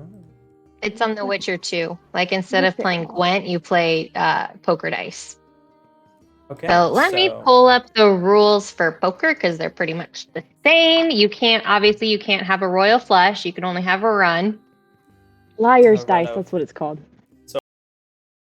The best Or you can get, or the is one it a I'm set of thinking of. 5? Sorry, yeah, a run of 5 Or a set of 5? or 5 fives, or like not 5 fives, but like 5 of a kind would be the highest, and then a run would be the second. With the numbers of higher value being better? So, Yeah. like, 4 5s beat 4 2s? Yeah. Okay. Just a reminder, you can right-click and then get roll 5 to roll at once if you'd like. You don't want to roll them all individually. Unless you're me. No, you literally can. You should be able to right-click, and it should bring up a wheel around the dice.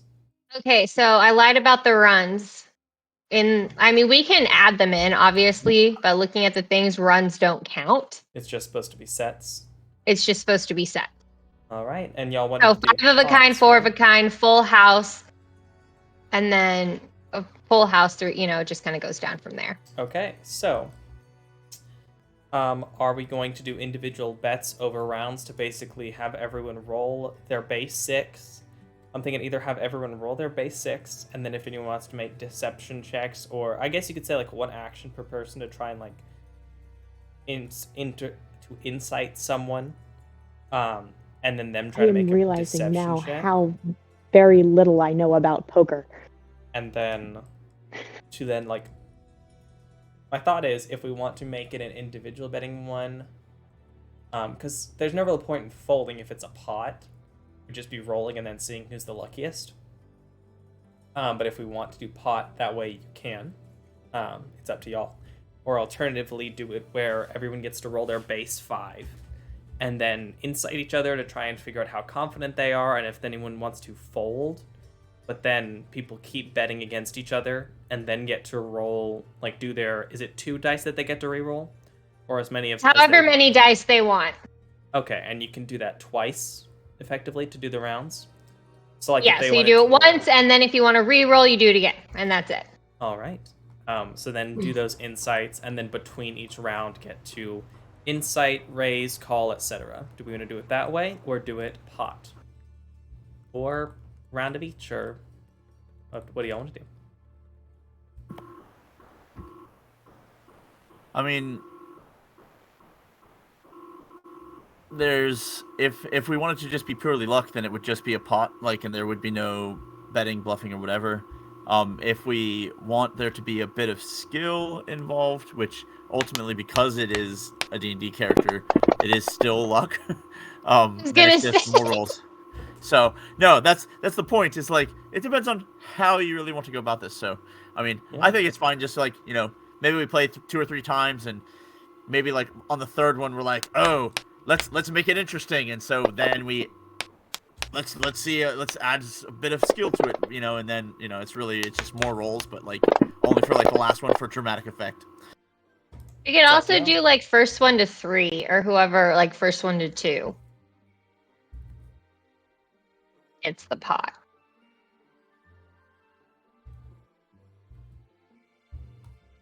Up to y'all. It's a decision between y'all 4, or effectively 3 if Cedar just wants to watch.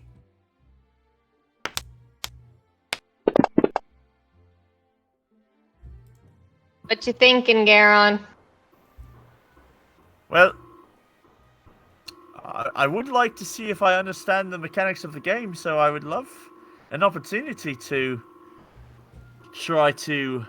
A couple of pot rounds first, and then maybe some more skill, more interesting version. Yeah. Alright. You Okay. know, give me a round or so to know what I'm doing. Alright, so the first round we'll go ahead and start. I am now sending the rolls for Garand, because he went ahead and rolled his. Can Moretta and Thicket go ahead and roll 5d6s? Okay.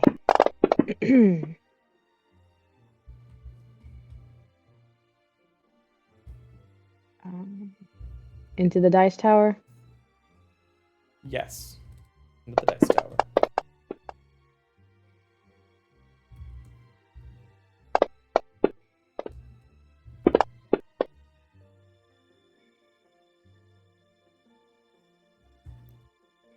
And I assume those were re-rolling.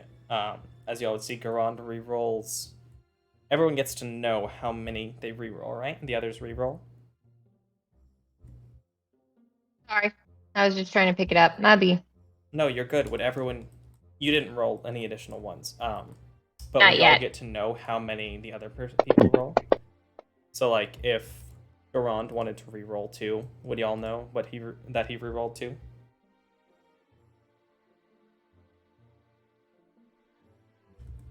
I'm gonna say yes. So y'all know that he re-rolls 2, and Moretta also re-rolls 2.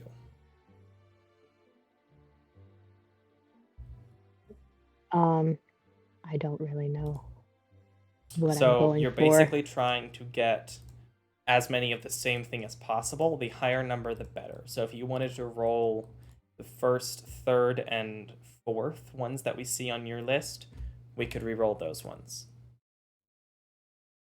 You want to re-roll those, or try and re-roll everything but the first one, or something else?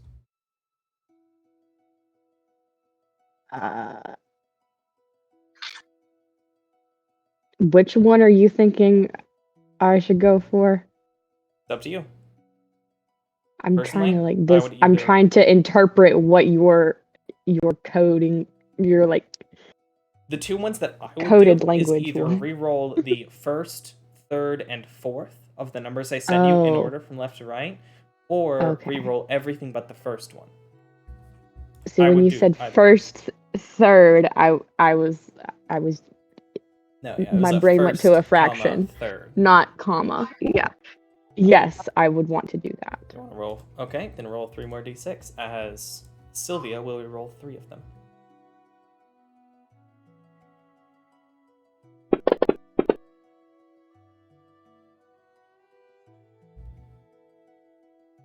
like Yahtzee. It is actually a lot like Yahtzee. You It reroll. totally is. Okay, that's yours. And then back to Garand. This is your second and final reroll. Do you want to reroll any? Oh, I thought we only had one reroll chance. I think it's Um, twice, isn't it? Or is it No, just it's one? just one. Oh, all right.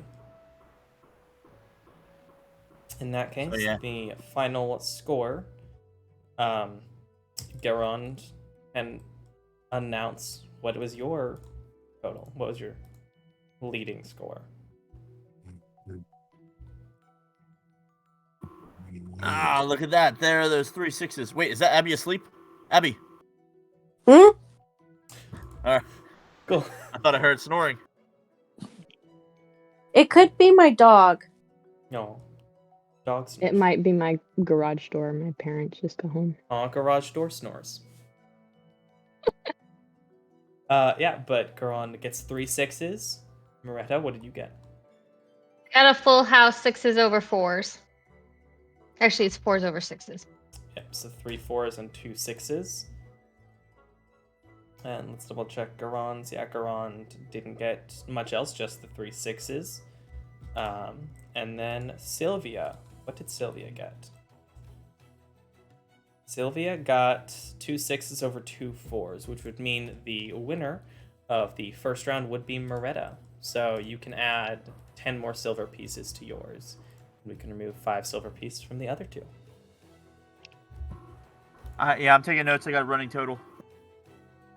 All right. And let's play that one again.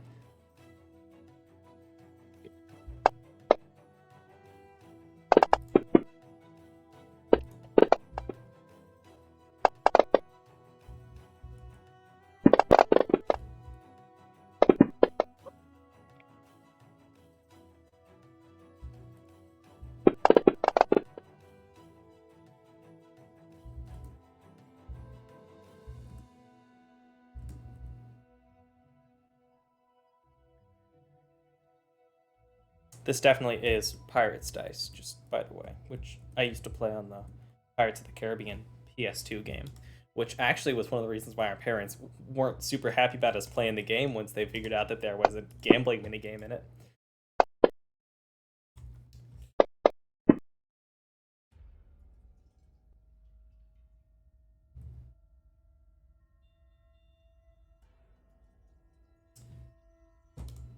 All right, and how many are you re-rolling, Retta?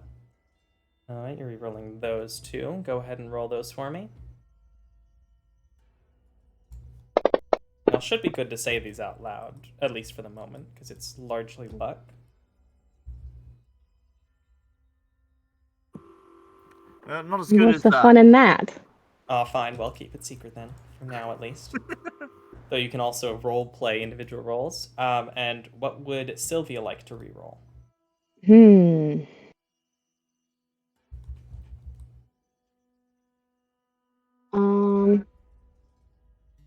Also funny because I'm thinking odds-wise because Sylvia has a 16 intelligence, but also at the same time you are playing her, so I'm not going to give you any tips. I'm just pressing buttons, bro. This I is your know. player. This is your character. It's fine.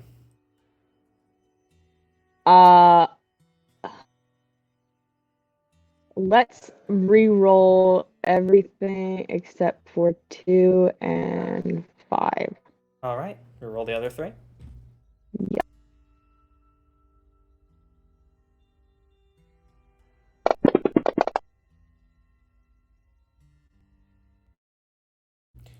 I'm actually going to start copying the whole message and then... So except for 2 and 5, that would leave you with this. Alright, and what do we have this time?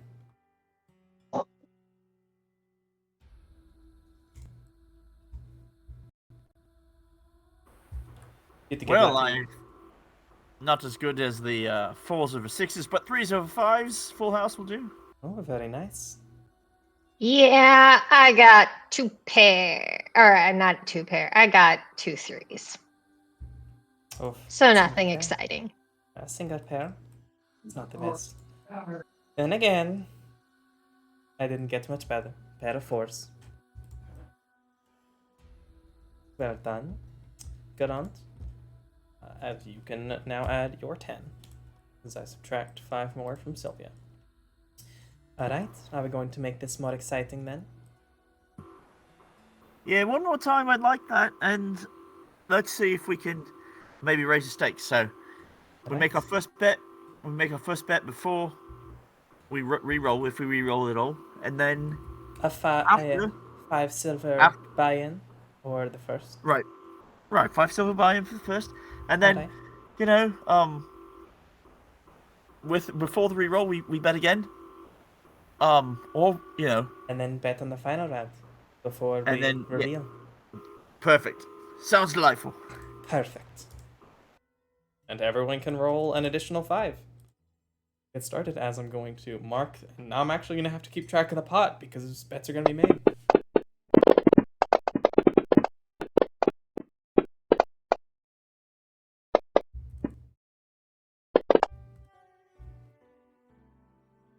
And remember, you can fold if you need to. This isn't indicative of anyone's rolls because I don't even know what y'all have even rolled yet. I'm still copying down.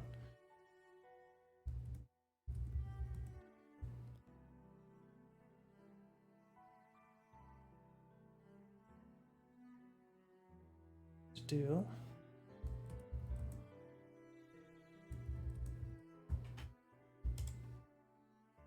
And Thicket, would you like for me to roleplay Sylvia in terms of bets and stuff, or would you like to roleplay Sylvia in terms of bets and stuff?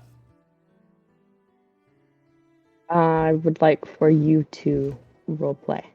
All right. So the first round.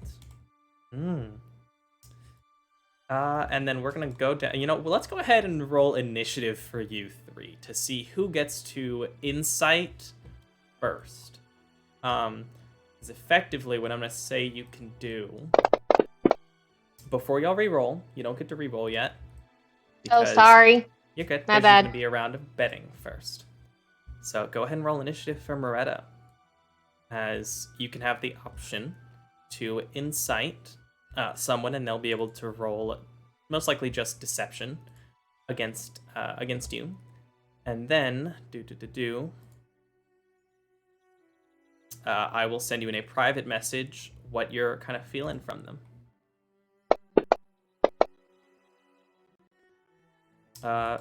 Sylvia rolled terribly on initiative. You roll initiative for Moretta. There we go. I just figured it out. Very nice. All right, so Garand first. Who would you like to insight, Sylvia or Moretta?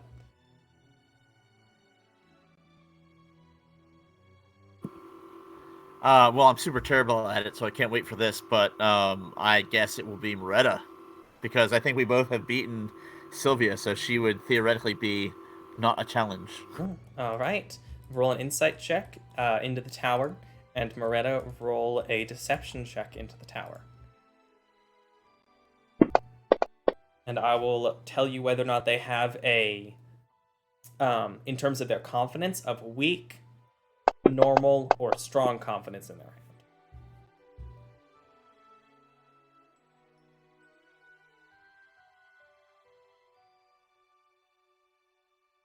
All right.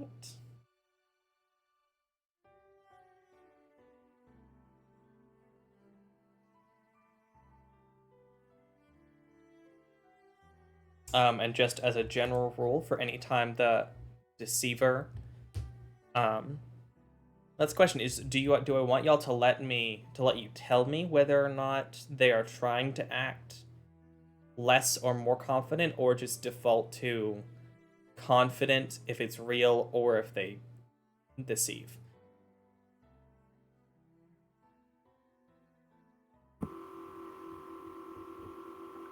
Should that be private again, or? Well, that's my question is, do y'all want to tell me what you're trying to give off as what your character's trying to give off? Or do you want to just make it default to on a successful deception, or if they insight you effectively but you do have a confident hand, that you would be confident? What do y'all think? I mean, I guess since you're doing like opposed roles, I guess What they it want just them makes to sense for believe. you to do it. I guess it makes sense for like. I guess. Okay. Well, I get maybe I mean, I'm tell the always deceiver. gonna try to give off a confident. No matter Yeah. what I have in my hand, I'm always gonna be That's trying to fair. give That's that off. my thought, is that deception will always try to give off confident no matter what their thing is. And this is not indicative of the rolls just made, because Well, typically with poker, you sometimes want to act like you don't have a hand, and sometimes you throw away a hand for future. But because this is our only one, and because we're just kind of like goofing anyway, yeah, probably just go for the best. all right. I will send you what you, based on your roll and their roll, whatever those may be, what you get from that. All right, and then Moretta, who would you like to try to insight? Garand or Sylvia? I am gonna insight Garand. All right. Same thing backwards. Roll your deception and persuasion checks into the tower.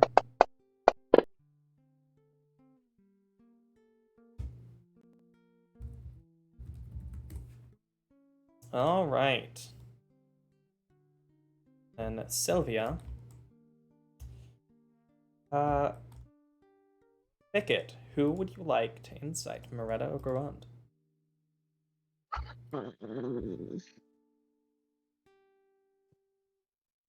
Moretta, I guess.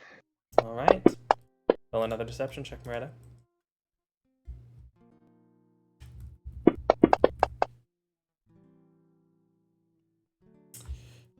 That was an athletics check.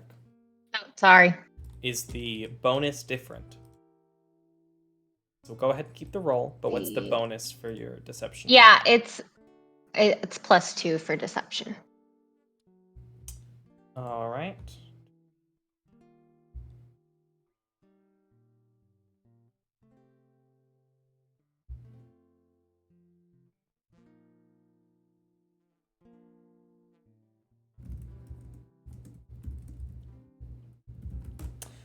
All right, so I suppose this then is the first round of betting.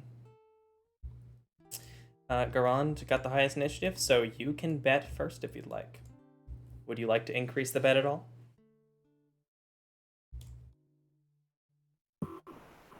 Oh, absolutely. Oh, how much are you increasing it by? An additional 10 silver. 10 silver per person. Moretta, are you going to call? I fold. Moretta folds. And Sylvia will call. And then the second round of rolling. All right. What would you like to re-roll, Garand?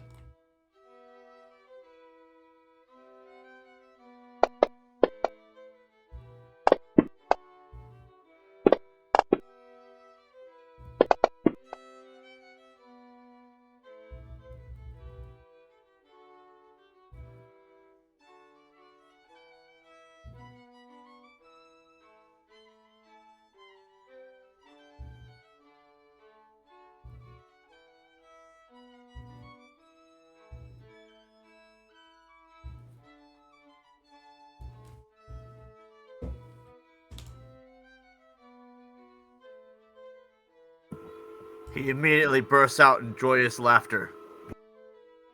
All right. Thicket. What would you like to re-roll?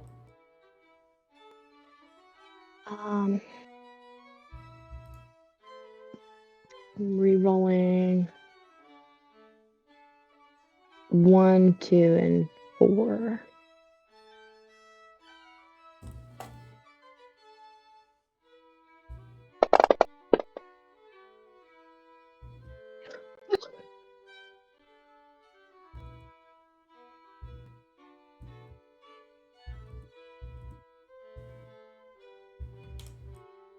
All right. Garand, are you going to raise?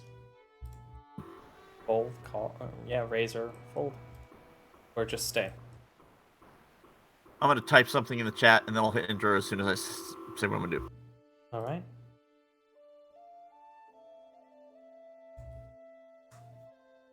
Into which chat? It'll be general. Oh, okay.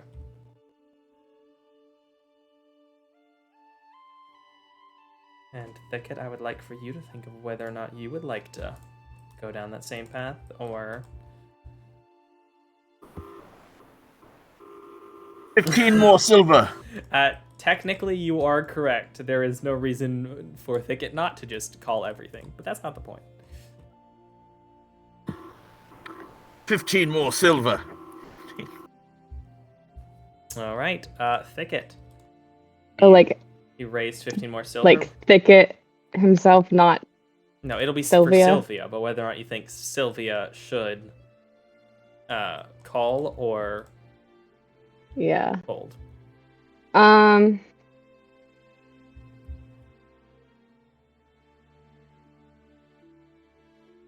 Are we not doing like the investigating thing this round? That's a fair point. We should. Garand, can you roll a insight check and also a deception check?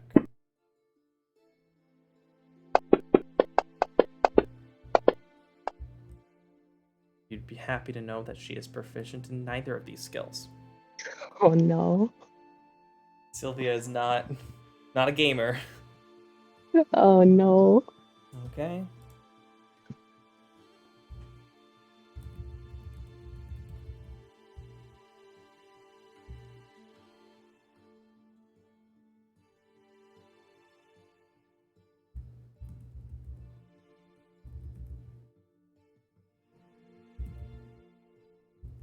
So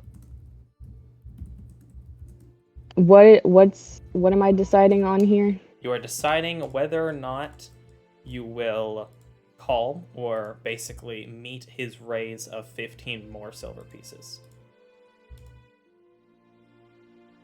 And if I do meet his raise, are we just like Then we'll compare numbers and see who gets it. okay? And if you do not, then he will get the 50 silver pieces that are currently in the pot. Ah. Yeah, I'm not. I'm gonna call. You're gonna meet it? No. Oh, you're gonna fold? Yeah. Alright. Sylvia sees the confidence in Grand's eyes and will fold. Way to buy the pot. That's one of the best ways to play the game. So here's a fun question: is Garan going to reveal his dice? You don't have to show. You don't have to if you don't want to. No, because it wasn't called. But if possible, I would like Okay. to look in Thicket's direction and give like a very, very minor, knowing wink towards Thicket. I don't know if that's deception or performance or what, but That's up to y'all. I don't know. Depends on what you're trying to get across and what Does you're trying to perceive. does I only want Thicket Thicket- know who's lying about how good their actual hand is? Roll insight. See if you Okay. understand what their perceptions are. Because at this point, Sylvia's already folded, so I can just tell you what the actual confidence levels are. Hang on. A hero point is a D4, right? Yes, hero point is a D4. Okay.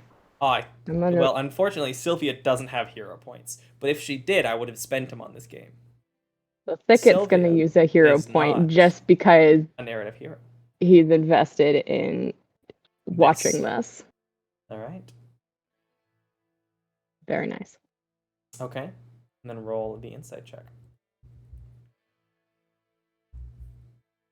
Cool. He seems confident. It's hard to tell. What are you trying to get out of him? I just want to like Know have who seems Thicket more be paying confident? attention as to who seems like they're genuinely confident or like faking confidence. They both seem genuinely confident based on your roll. Mm. They both rolled higher than you. So you don't know whether or not they truly are confident. But both of them seem confident, but Sylvia does fold. And so Garand can add, subtracting whatever silver you added into the pot, you would gain 50 silver pieces at that point. yeah, all said and done after the math, it gave me an overall plus of 40. Very nice. Alright. Well, this looks like it's getting dark. What do we do now? As it approaches 8 o'clock in the evening. What's the plan? She said we're supposed to, like, wander or, like, want something, right? So maybe if we're all, like, within eye and earshot of each other, and then we're like, oh no, if only I could find this thing. Thinking about what we want. I like that idea. Do the rest of you agree? Is that what you're doing?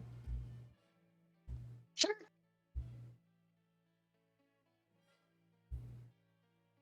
I'm all for it.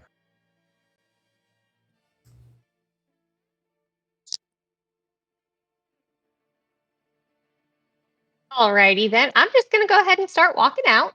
Alright. Sorry, your earbud died. You're good.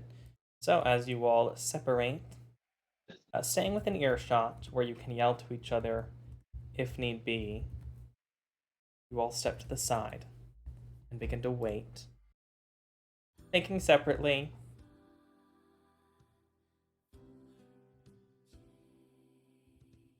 You sit, you breathe. An hour goes by. Then 2. And then around 11:20 p.m., as you're all sitting quietly, separately, making sure to keep an eye on each other, as the crescent moon above shines delicately in the evening. Garand. It takes a moment for you to adjust your eyes and do a double take as you see 300 feet off in the desert a blue light.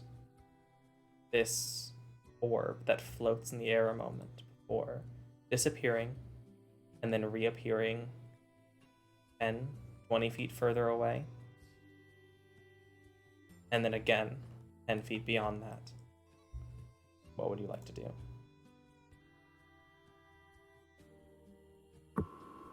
Sorry, I guess I got disconnected, I guess. You good?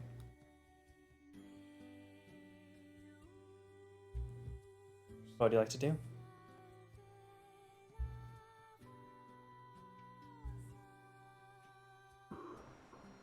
Well, we're just kind of like walking around and looking. Or You were all kind of sitting within earshot, but further apart from each other, kind of wanting. And then you saw these blue lights appear in the distance. all right, well, I mean, are we going? Are we gonna go get them? Do you shout to the others that you see them? Because no one else immediately notices them. Oh yeah, well then definitely. The rest of you hear as Gavon shouts over that he sees something. Is that what you say? I see something, I see them. What do you say? I think our guests are here. Lovely.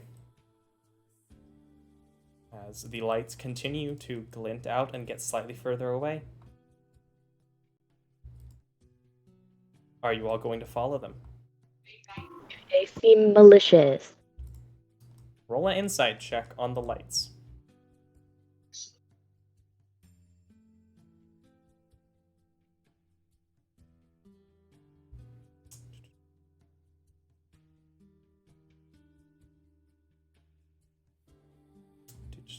Do they have deception as a skill? Do they even have a will? So that's kind of the hardest thing, is even with that high roll, there's not an easy way to tell intent from these. Whatever these orbs are that glint out and then keep moving. As you all follow, they keep pace with you. Like, as you start to move a little bit faster, they move a little bit faster. As you move a little bit slower, they seem to slow down. If you stop, they keep moving away. But they keep their distance from you as you move. It takes a few minutes. The first mile goes by. Then 2. And after a bit, not exactly sure how far, you'd probably guess 3.5, 4 miles. Moving further towards the west, you see a fairly large dead tree that you see the lights stop and begin to float around, roughly 200 feet away from you. You never see more than 2 lights at a time as they glint in and out of sight.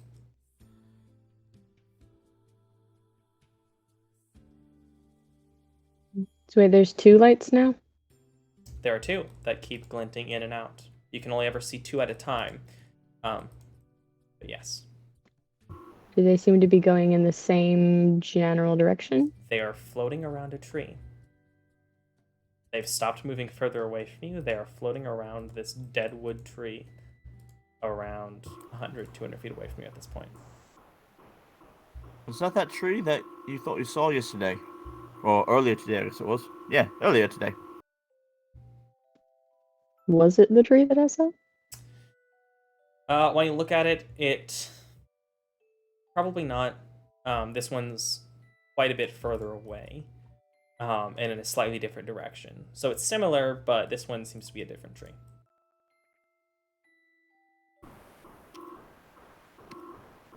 Well, if we're ready, I mean, I suppose we need to approach if it is what it is supposed to be, what we want it to be.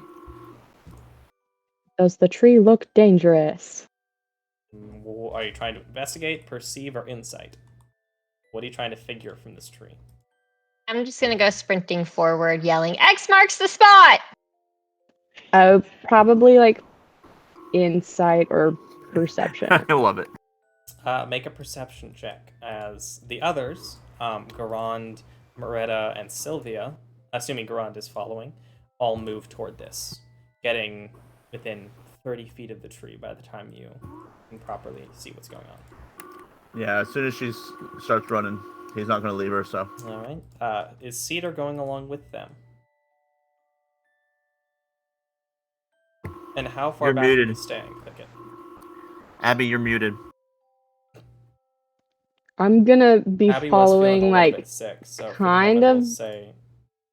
we'll say Cedar is following with Thicket at the moment. Abby sent me a message a minute ago, said she was feeling a little bit sick, so if she dips out, that's probably what it is. She'll be back in a minute, I'm sure. Continue. Sorry, I think my mic cut out. I think I'm gonna stay about 35 feet back. That'll be it. All right, so from the others, you are probably about, at that point, 35 on top. So you're about 60 feet away. I meant like 35 feet back from the tree. Okay. About 35 feet back from the tree, looking closer. Thicket, with the perception and the highest passive perception, would be the first to notice that surrounding the tree, laying on the ground beneath it, you see skeletons. You're not sure how many, but you see various humanoid skeletons laying at the base of this tree. Bits of tattered rope hanging from some of the limbs. And 20, 30 feet away, seemingly moving away from the tree, bones of dead animals. Things that seem to be running from it. They seem to be running from the tree. Yes. As you see this, and those of you running closer can see glinting in the moonlight. And actually, I do have a description I technically should read. Do. Well, we get to tell the innkeeper that she was very lucky not to have followed those things because they would have led to her doom, so. You see the moonlight above gently illuminating the old dead tree that stands in the desert.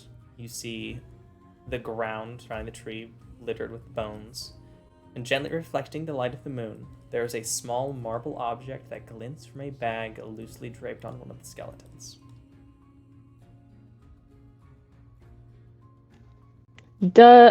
Okay, well, first I'm going to point out the skeletons so that people know not to, like, go super close. You all slow down as you're 20 feet away from the edge of this mound. Does bodies. it look like the tree was the one that killed them? That's a hard insight check to make. You'd have to get closer to be able to properly look and see what killed the creatures. Would Doug run up and start trying to smash the skeletons for any reason? I'm not sure, but I know he's That's a good definitely question. a good But aggressive thing. he'll follow behind y'all. What are Garand, Moretta, and Sylvia doing as you move toward this? Are y'all getting closer? Are you staying back? And I imagine we get close enough to start being able to see the skeletons. Yeah, roughly 30 feet away. So I'm just gonna stop about 5 feet away from the skeletons. As you close in 5 feet away from the skeletons, being able to see with Sylvia running along just behind you and Garand back there as well, you see the glint of the set of the marble from the satchel that you can you can't see it super well, but you can see a marble, and you see part of it that just the end that seems similar in shape and size to the ones you already have. Before you do anything else, we're going to roll initiative as the 2 glowing orbs move toward you. Yes, initiative.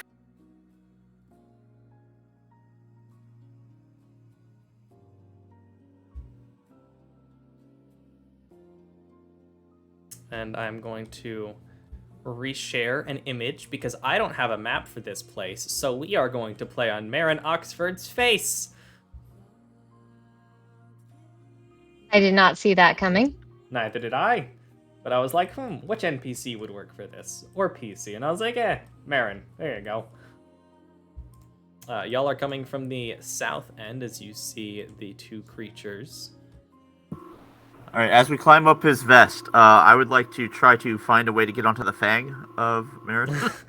As y'all would see, his right eye up here is where the tree will be, as you see the 2 floating orbs. Glowing. Let's see. I will go ahead and roll for Cedar. Boop. Cedar rolled almost as bad as Thicket did. And you can all decide, and I'll go ahead and just toss everyone on the map. Put yourselves. Buria's not here. Go away, Buria. Where would you like to be? Well, I guess some of you are in particular spots. So Moretta is about here, just behind the edge of the bones.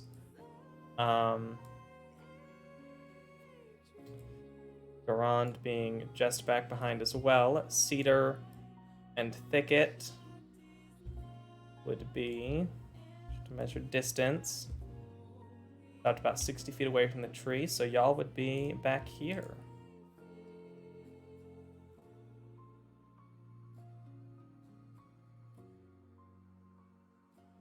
All right. I had said that I was 35 feet away. 35 feet away from the tree or from them? Yeah, from the tree. Oh, okay. I guess you would be fairly close. Cedar following along. All right. First to go is the creatures. Whatever these orbs are. Which one? Oh, are you? yikes. That's rough, because I did good. Yeah, they did much better. They have a pretty high initiative bonus, and then they nat 20. So, let's go ahead and swap this over to combat, I suppose. Because they are definitely attacking you all. Oop. How do I Yes? stop targeting again? Control click. Thank you. You're welcome.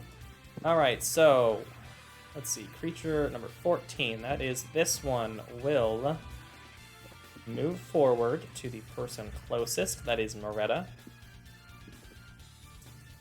and will make an attack.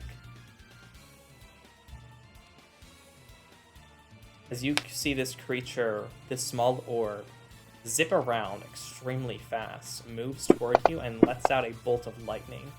That misses you, fortunately enough. And then, you don't have any weapons drawn, so I guess you can try to unarmed strike if you'd like, and then this creature is going to attempt to move away.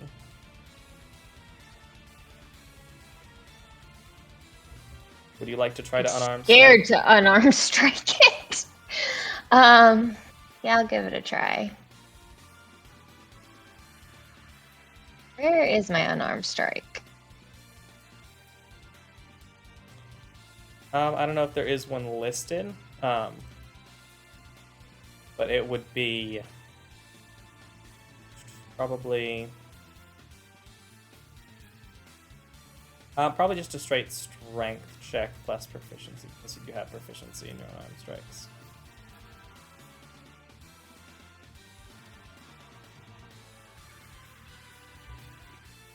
This thing is going to move. What is your movement speed, friend? Oh, it's very far. It is going to move all the way over here.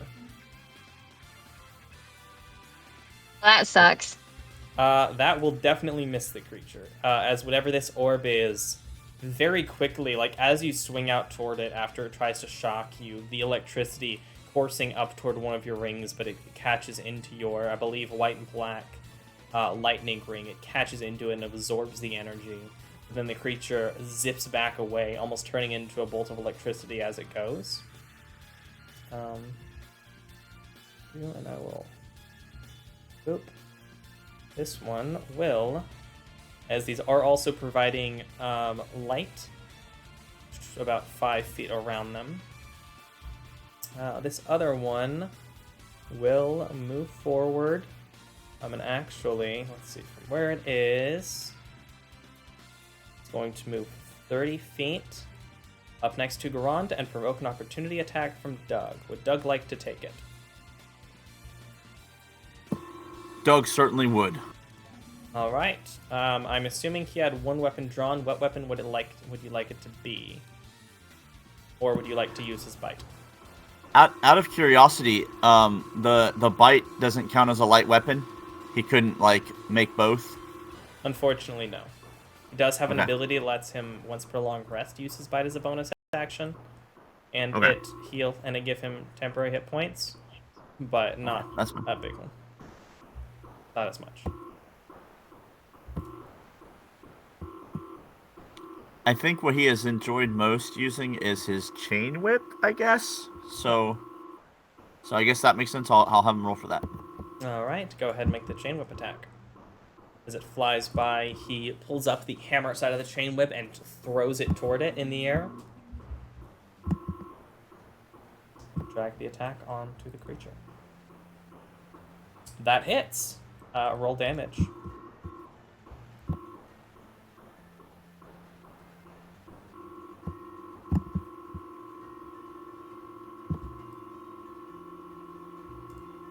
All right, it partially resists it as he pulls and throws the hammer side of his whip. It's stretching through the air and actually smashing through this creature that scatters before reforming almost instantaneously. But for a moment, it was spread apart, as it does take some damage before it continues on its movement and is going to make a shock attack against Garan. That is going to be a 23. That hits, and you will take... Silvery barbs. Hold on. Silvery barbs. Hold on. Oh, silvery barbs.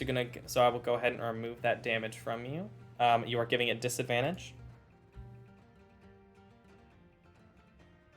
Make it roll again. All right, and who are you giving the advantage to? I mean, if he's gonna be posting up on me, I guess me. All right, you do make him reroll. Unfortunately, he still hits, but you do have that extra advantage. Does silvery barbs do anything else does it give you resistance or anything, or just disadvantage for them? I think it's just it forces a disadvantage, but the cool thing is that you can add it after they roll. So Yeah. So even if you know they hit, you can be like, and roll again. Yeah. All right. and I'll go ahead and use its previous damage roll, as you take a total of 8 lightning damage. As it flies up to you, these bolts of electricity cascade off of it and around it before striking into you. You pull up your hand and part of the electricity goes into you, actually lighting up your tattoos for a moment before they fade back as you feel it singe along your arm. It is then going to try and fly 20 feet away from you. Would you like to take an attack of opportunity? I don't know that you have a weapon drawn, though. Dagger, but unless you have objections to this, as part of the action used to take it, you always can take it like to draw. So Well, technically that's the rules, but I agree. you have your own thing. As the act, yes, an attack usually lets you draw as well. Typically, not always on a reaction, but I would definitely allow it for this. There is something unfortunate I just realized though. Is Silvery Barbs a reaction? Oh, I guess it would be, yeah. So yeah, that was my thought. Was wait a second, it takes up your reaction, so you cannot attack so it as good. it moves away from you. All right, but now it is your turn because you always roll high on initiative for some reason. What is wrong with you, man? You're just always right up there near the beginning. What would you like to do? Well, as y'all would see him. To describe Silvery Barbs as it moves toward you, what kind of effect do they see of Silvery Barbs as it attacks? So as it comes in and it looks like it's like reaching out a wispy little like tendril or whatever at me, my tattoos would light up, and they would effectively try to like distort that attack, and sometimes they're more successful than others.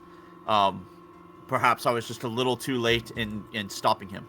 But and he was already... as the silvery energy distorts the movement, unfortunately it still strikes into you. I like that description. Very nice. All right. And then what would you like to do for your turn? So since I saw that he was having a hard time with his weapon, and he's pretty good with weapons, and I'm still learning, I will do more spellcasting. So I'm actually going to bonus action Brine and summon seawater from the depths of the desert. And then I will Eldritch Blast. All right, so go ahead and apply. Do you remember how to apply Brine to yourself and it to make it function?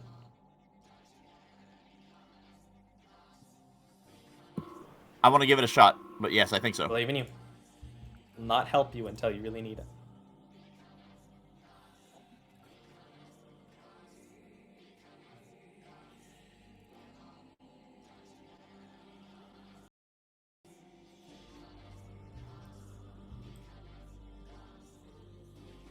Very nice. Got the one on yourself. Now you just got to apply it to unidentified creature 3.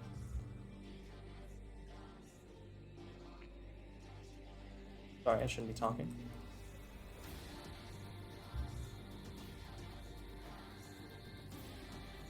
Very nice. All right, you give a disadvantage on Constitution checks and applied it to it, and now you should be able to attack it, and it should deal the damage. As y'all see the, at this point, somewhat familiar sea foam that reaches out from Garand and catches onto this creature floating around it.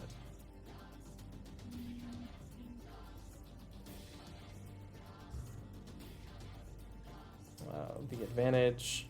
Unfortunately, despite the advantage, as you shoot out this bolt of energy toward it, it wisps around extremely fast, and as you think it's about to strike into it, it shifts off to the side, and the bolt flies past it. All right, and hero point has to be added first, right?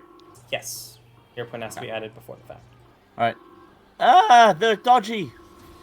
Be very careful. And I'll be done. Loretta? I am going to cast second level Witch Bolt.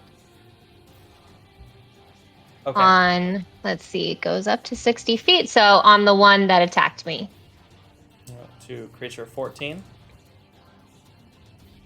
Yeah. All right, go ahead and make the attack on it.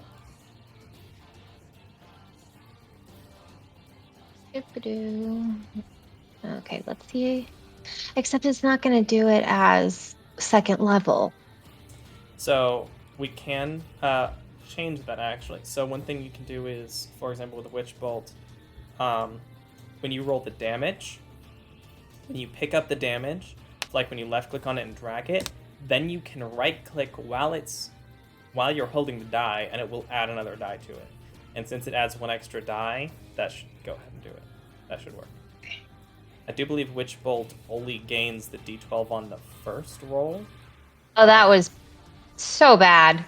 Unfortunately, as you pull up your ring, the electricity from it, you try and guide into it, but you're not used to the extra energy. It seems some of the electricity from this creature actually builds up in the ring, and it freaks you out a moment as you pull your arm to the side as the bolt of electricity explodes out of your hand, not causing any damage and not breaking the ring or anything, but there's a burst of lightning in front of you that ineffectually flies past the creature.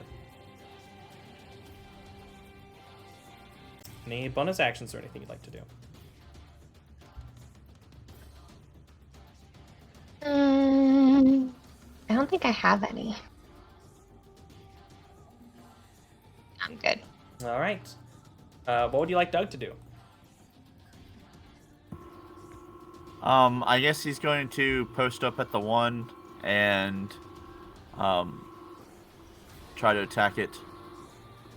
He can use the 2 hand axes, right? It looks like he has dual wield. He is able to dual wield. He doesn't have the. I don't believe that is. I can double check. What is your? He does have 2 weapon fighting, so yeah, he can dual wield. If he wants to drop his chain whip and pull out the hand axes. Yeah, I think just having multiple attacks has better chances of like extra chance to crit and things. So. All right, you drop the chain whip to the ground and dash toward it, which he should be able to move up next to it with no issue while using 20 feet of his movement. And you can make hand axe attacks against it. The first attack misses as he strikes toward it. It zips out of the way, and the second attack, the same one as he slings it up. This creature seems to almost be dancing along the edge of the blades. It's fairly small, as these are only the size of... As they fluctuate in and out, they are at most the size of like a cantaloupe. They are very small, zipping around at very high speed. All right, he's going to action surge then, and then he'll start using inspiration to try to hit these. All right, action surge would only give him 1 more attack. Is that all right? Oh yeah, he's not level 5. Yes. And he already used his bonus action for the first hand axe attack. Yeah. Nah, that's fine. He'll save it He'll for someone else. save it? Yeah. All right. For the record, he does have his fancy new 3rd level stuff as well, if you want to look at those. But that's also his character, so don't worry too much about running and learning his character. But if you want to use them, they are there. Cedar, what would you like to do? Is Abby feeling okay? Is Abby back? Abby is not back, so she is probably feeling sick.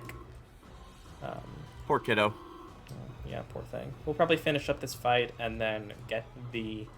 assuming that y'all want to try and get the marble, which I can guarantee you Sylvia will want to, then probably end there for the night and come back to finish up the ruins next session. Let's see. Cedar. I forgot about the Echo Knight. I gotta look at that. It's a good time. Let's see. Is Bless an action? Bless is an action. So the question is... Does she Sacred Flame to force things to make a saving throw, though that is dexterity, which these things seem to be very fast? Or should she go ahead and bless some people? What a good question. I'm not using Spell Driver, so she couldn't do... But she could Spiritual Weapon, make an attack, and then Poison Spray, if these things are even able to be hurt by poison.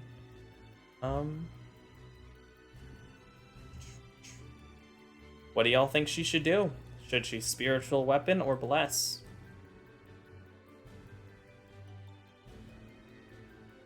Or something else? Probably, she does have her channel affinities Bless and stuff first. as well. Bless Probably first? Bless first, yeah, because we're not hitting this thing, so we need to be able to. Alright, main hitters. She will cast on... She knows Moretta throws a lot of attacky stuff, so she's going to do Moretta, Doug and Garon, since she knows that Thicket also has more area of effect stuff. Alright. Boop. Boop. Boop. You three have those, and Cedar is concentrating on it. As Cedar pulls up her hand, and I believe I said her mace is her... Let me double check. Yes, I believe we established that her mace, actually, with the designs on it, is her spellcasting focus. So as she pulls out her mace and swings it around, this green energy slides off, comes off of it, and then actually moves toward and goes into each of you three. And you feel this energy along your arms guiding your movements. So you'll have plus d4s on attacks and saves. All right, Sylvia. Well, let's see how... that could be fun. She is going to move here, stepping over some of the bones. Come and get me. And then he's going to cast... What is the range on Flaming Sphere? 60 feet. Wonderful. She is going to cast Flaming Sphere, which will give concentration on her. Oop, for a minute. And this sphere is going to appear behind this creature, and then she is going to, with this, as she slides her hand on the edge of her book again, as it lights up, this time bright red color. As this fire flicks across her fingertips, she moves her hand around each other, and between her palms, a small mote of light and flame appears and then grows as she pulls her hands apart before throwing it toward the creature. As it moves around it, it continues to grow in size until it's easily 4 or 5 feet in diameter, this swirling flame that moves around and then tries to strike into this creature. There goes my mic because I moved around too much. Good now. And it is going to have to make a dex save. It's just the sound effects of the spell. Yep, just sound effects of fire. It super succeeds by a lot, but it still takes half damage. So, you know, some damage. It takes one total damage as it halves and then seems to resist the flame. As the flame tucks into this creature, it seems to not have as much of an effect as she hopes, dealing 1 total damage. It was worth a shot. Come and get me. You don't know why she's doing this, but she is. Thicket.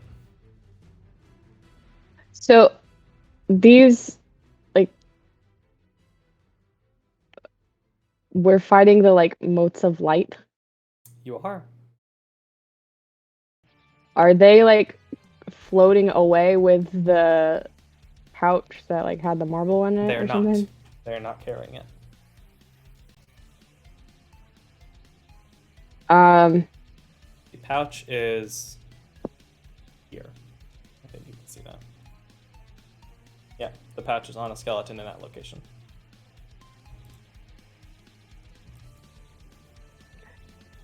Are they like trying to get away, or are they attacking us? Both of them have tried to attack each of y'all before moving away. Or 2 of them have tried to attack you before moving away.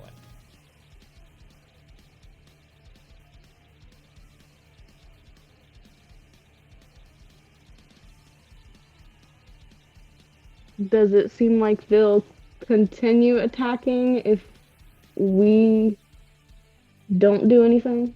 That's up to you to decide.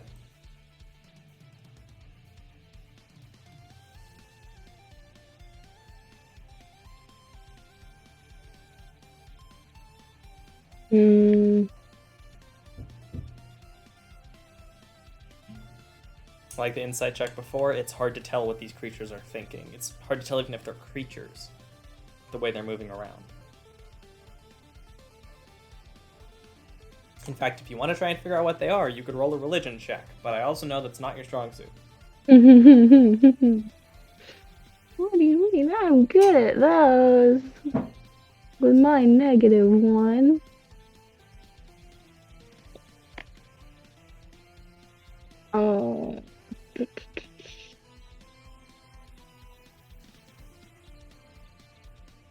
What a wonderful beard Maron has. I want that good of a beard. But I wouldn't braid it. let me see here.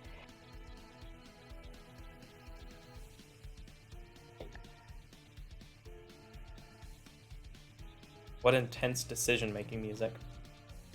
Yes.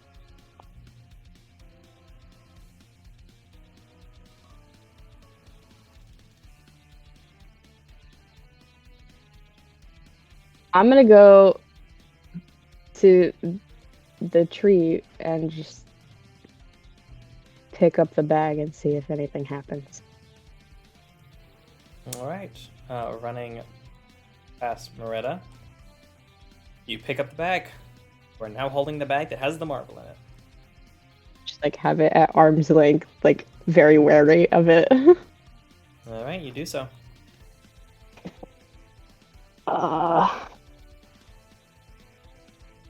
I'll cast Shillelagh too, just cause.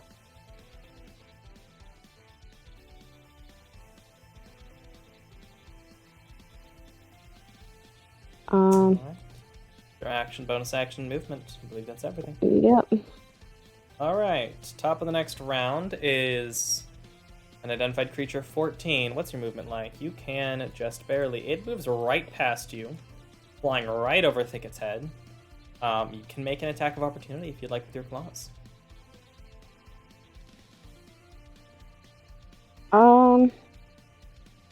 See, I don't really have much damage stuff, but I did just cast Shillelagh, so,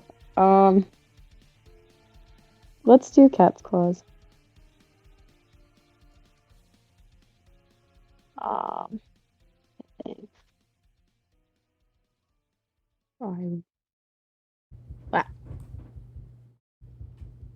Target. Okay.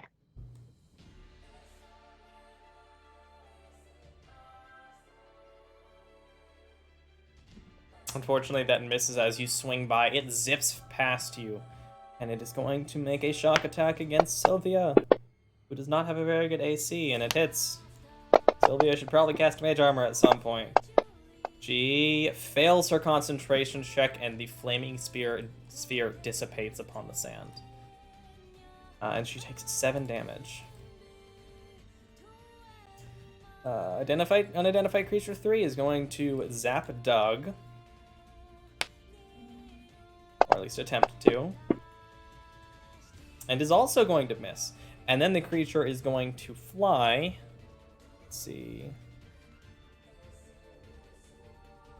Going to fly 20 feet in the air and 30 feet away, as Doug can try to attack it if he likes. As it zips over here. Doug uses a reaction to attack it as it flies 20 feet into the air. Wonderful. Unfortunately, that misses despite the guidance from the green energy from Cedar. The energy of Sylvanas moving across you. You still, unfortunately, miss as you swing by with the hand axe. As it flies into the air. You're on. I don't think any of us have hit these stupid things. Actually, Doug hit it once. Ah. Yeah, that's about it. Doug hit it once, and almost no fire damage was done to number 14.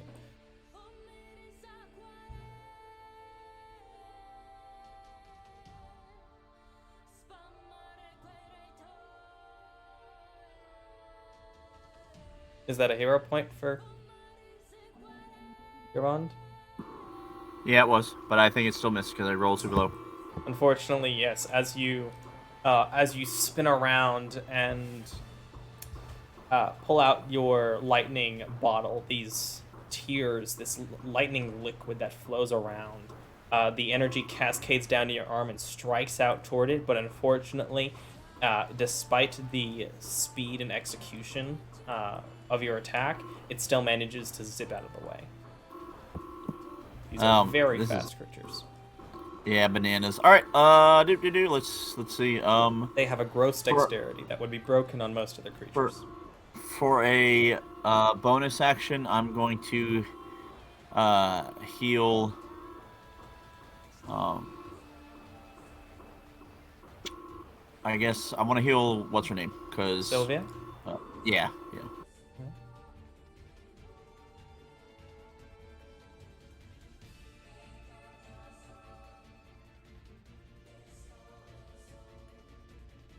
Oh, 2 hit points.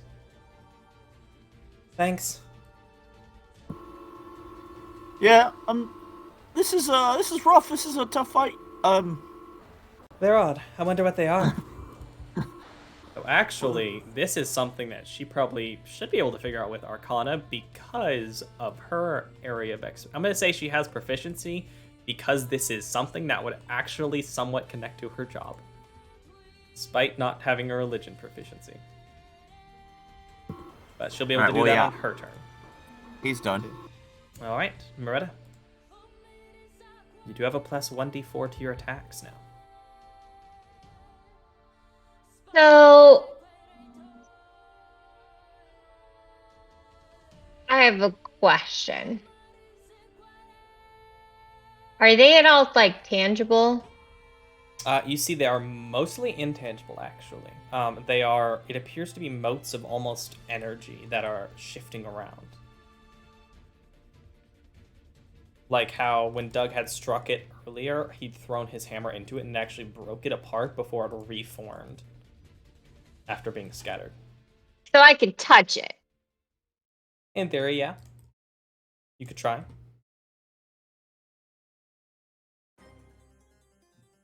You move toward it. Okay.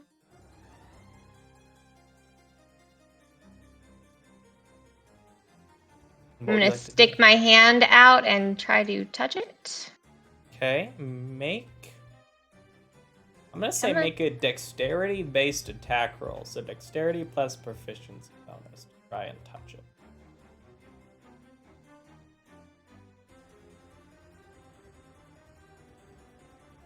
Are you just trying to touch it? Just reach out and touch it? Just somewhere where my hand is interacting with it. Okay. Make just the short sword attack since that already has your dex and proficiency. To try and touch it.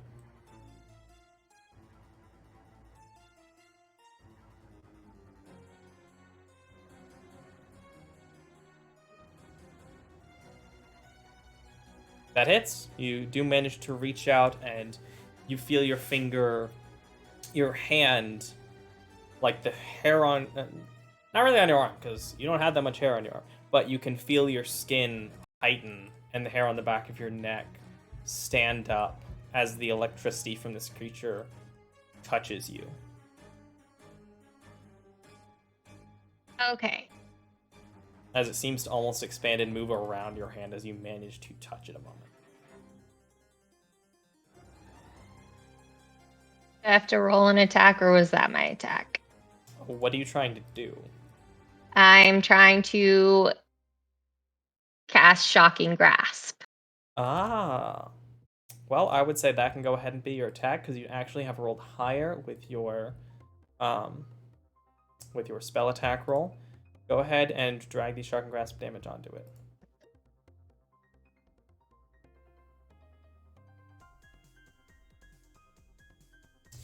Oh, okay.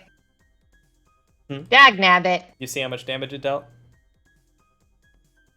Yeah. So as you reach But out, it's resistant. It is entirely resistant. As you reach out this ball of electricity that's moving around and try and pulse more electricity into it, nothing happens. It completely absorbs. Kind of hoping it would explode. That is actually a fair thought, but unfortunately, no. All right, Doug.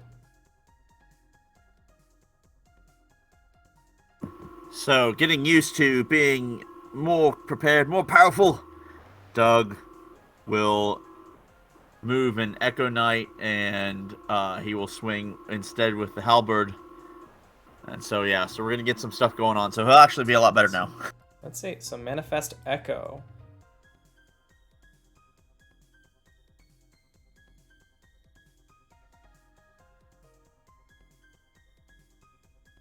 So would attack to the weapons he has, so unless he's going to drop his hand axes again, the Echo would use his hand axes.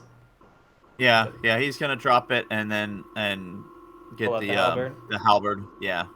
All right, so he's moving over to this one to attack. That's the one he hit the first time, if I remember right, so. No, it was the other one. Then let me bring him to the other right. My bad. Sure. Now it is 20 feet in the air, but if you manifest the echo, you could actually put the echo in the air because I don't believe... Yeah, it can basically fly. You can have it move in any direction.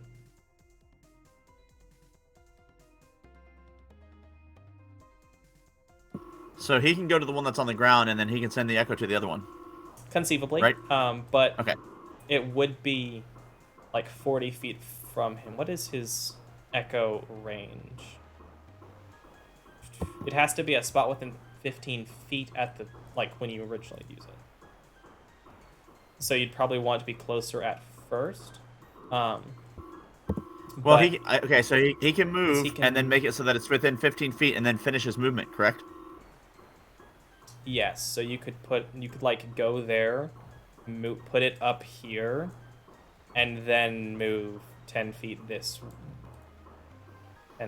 way.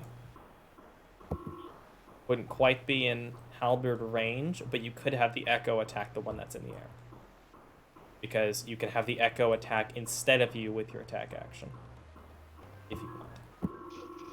Yeah, there's just some neat things that he could do. So what you're saying is there's no mathematical way that he can move, get the thing 15 feet from him when he summons it, so that and it's also be within able 5 feet of the other one. No. Okay. Unfortunately not.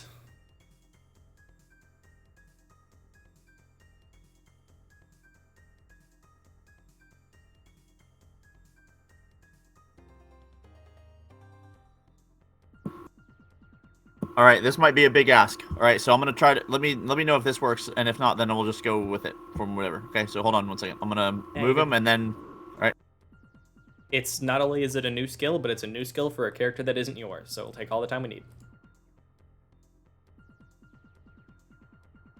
Okay, so I have him move that 15 feet, and then 15 foot diagonal to that thing, even if it's like underneath, because he's 20 foot up. So I could send it like so that's 15 foot up or whatever. So it's still diagonal, but it's still base to base, right?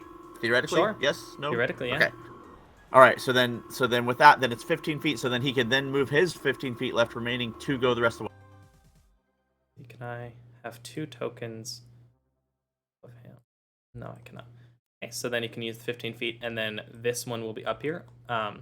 It does disappear if it's more than 15 feet, more than 30 feet away from you at the end of your turn. I'd say with the triangulation, it would be close enough, and I'll allow it to stay there. But if you move it further away, it would disappear at the end of the turn. But during the turn, you can still use it. Cool. Well, I mean, obviously, it's gonna, it's things change turn to turn, but Yeah. I wanted to do this because of his ability that allows me to basically now I can attack the one on the ground, and with the echo, Unleash he can also Incarnation. attack. Yeah, he can also attack the one up in the air, and then I can action surge and do it again.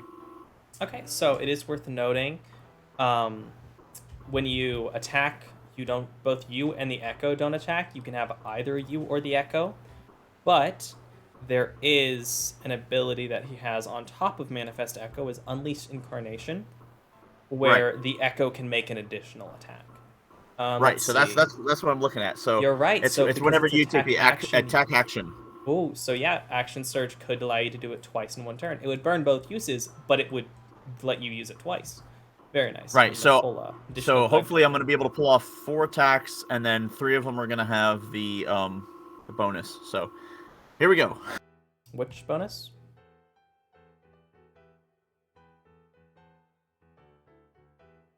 The bless bonus, and then I'm probably gonna. Oh, this will be all 4 of them, but then yeah, all 4 of them. And then I can also use the hero points.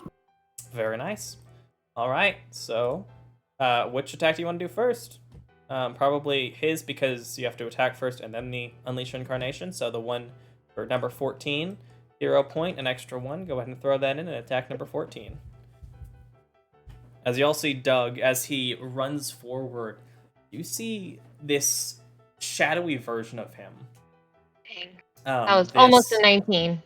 Shadowy isn't quite the right word, because if I remember what our talks were, it's actually this more almost light version of him that actually separates from him and flies into the air towards the other one.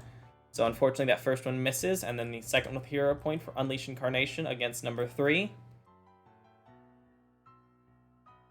as the echo flies up and pulls out the same glaive, but in this more radiant form, strikes down toward it. It doesn't deal a lot of damage, but it does deal 2 points of damage as it strikes into it, not getting quite as much purchase, but dealing damage. Additional hero point for number 14. As a regular, Doug continues to move and strike.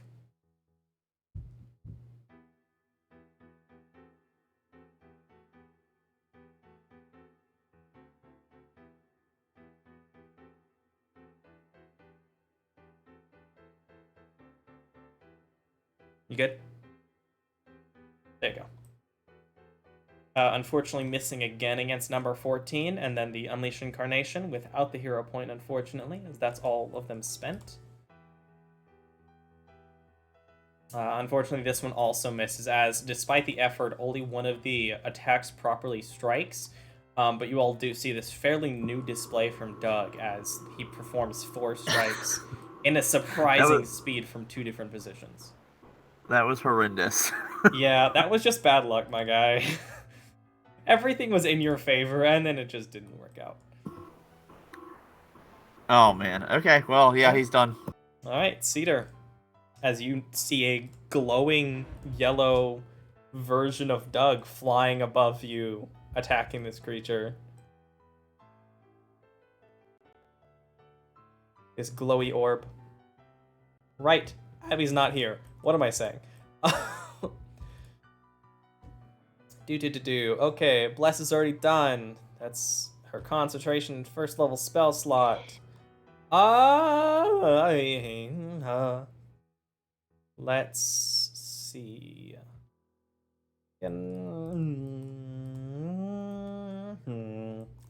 Inflict. Neither of them are really close enough to get an inflict wounds. There are plenty of people around number 14. She doesn't want to get all the way in on that. So she is going to go ahead and spiritual weapon.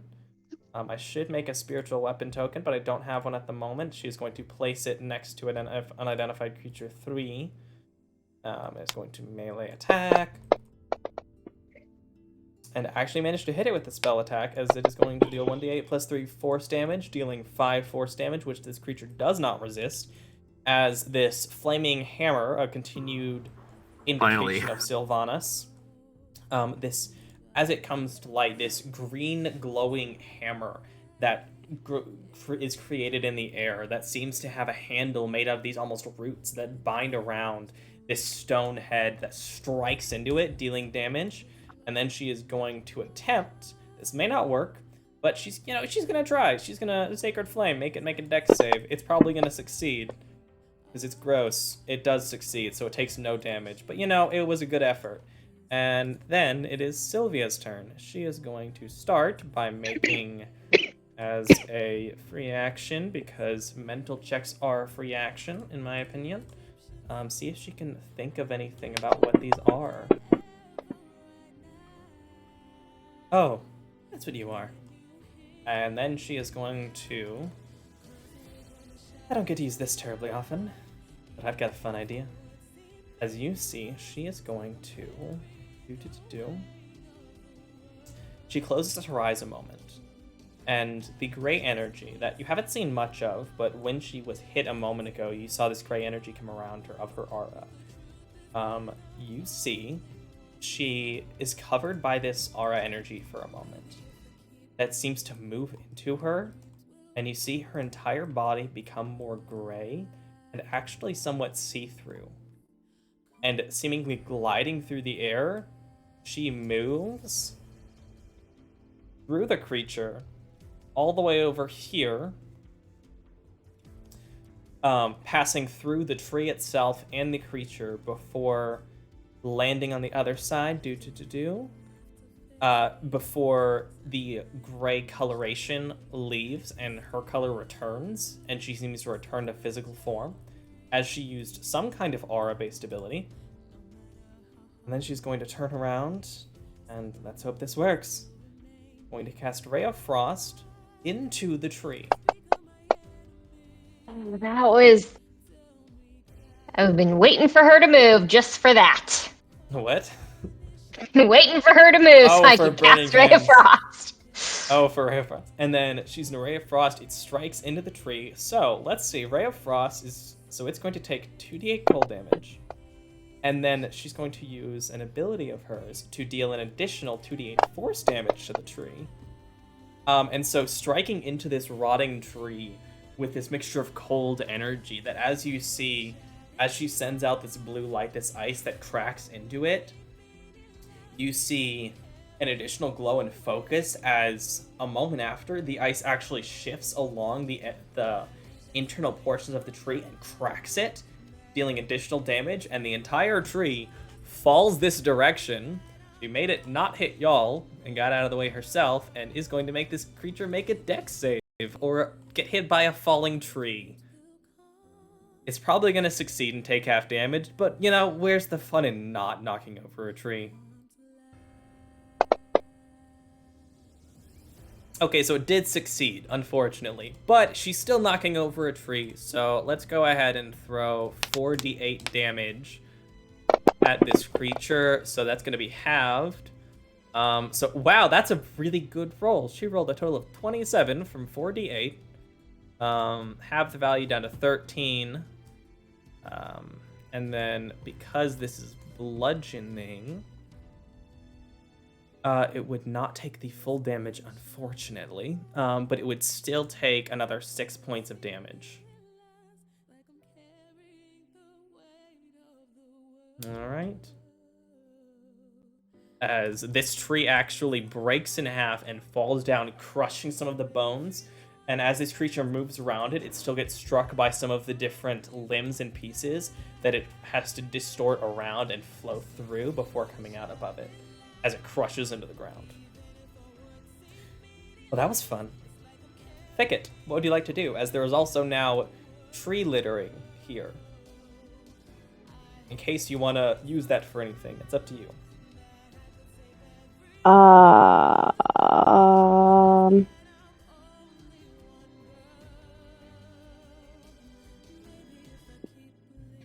Did it seem like did it seem like with her breaking the tree that it affected the creatures In in any what way? way? Like breaking the tree did it, or just being hit by the tree? Like, if breaking the tree. Breaking the tree Did itself something did to- not seem to affect these creatures. Mm. That would have been a lot cooler if I could actually, you know, hit this thing well.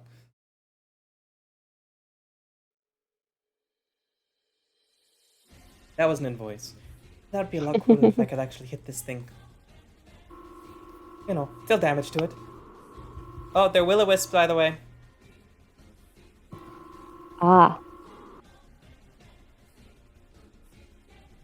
She says, which most of your characters would not know what that means.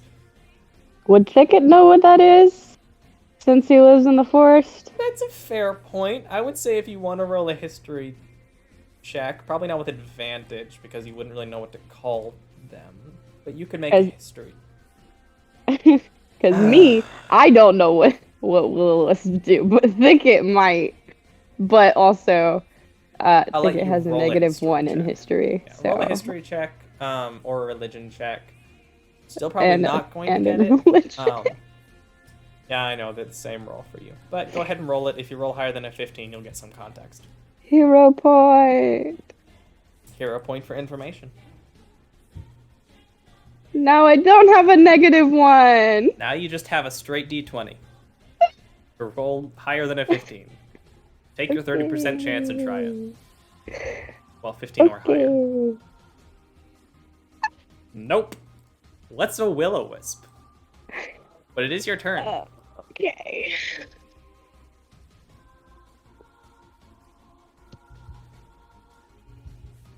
Okay.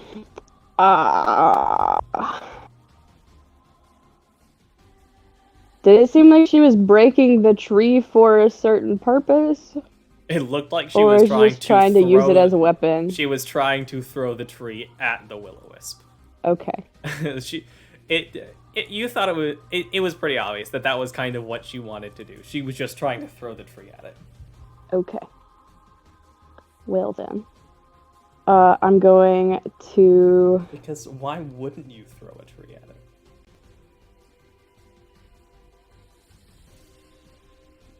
What's really unfortunate is if she'd attacked hit, she probably would have done more damage. But that's not the point. Why not throw a tree? Because y'all, everything is interactable. Because it's D&D, everything's interactable. Does Thicket know what Garon's AC is? What's an AC? Does Thicket know how easy to hit he squishy? is? Squishy? Yes. I think it would be pretty aware that Garon is not too difficult to hit. Okay.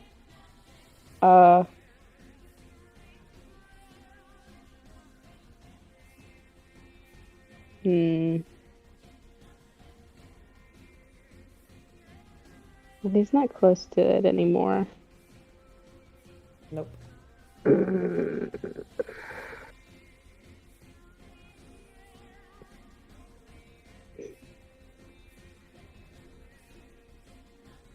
also gonna get ahead of it. No, you cannot hold personal will-o-wisps. Yeah, I know. I wasn't even gonna try. Yeah, fair. I figured Entangle probably wouldn't work either, but I mean, I don't really want to keep them around. The question is whether or not they could be restrained at that point, not whether or not. Yeah. I'm going to attack one with Cat's Claws. Right, so you're moving up to it and attacking. Yeah.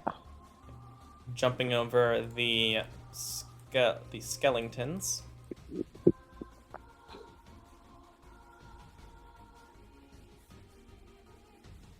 That hits. Woo! Super hits, actually. Yes. And you're actually one of the only people that can deal full damage to these guys. Woo. Yay, Shillelagh. So wait, I crit? No, but Wait. you did damage. Okay. But, well, you're going to Sorry. do damage. Am But I because going your to do damage is damage? considered magical because of Shillelagh, you're one of the only people that can deal damage to these guys. As you jump forward and your magic runs along your claws, you actually cut through it, and the energy is dispersed more readily than it had with anyone else as it pulls apart for a moment before barely coming back together, as it seems to be struggling to keep its form. Nice. All right, and now it is Okay. its turn. It will go ahead and try to shock the thing that just dealt the most damage to it, which is Thicket. That's a hit. Take some lightning damage. Hold on. Oh, Silvery barbs. Given disadvantage. All right. Go ahead and gauge value and heal back.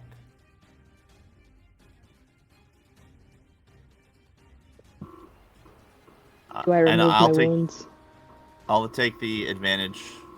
Oh. All right, so you give it disadvantage, so it will have to try again. And it hit this time. It still hits.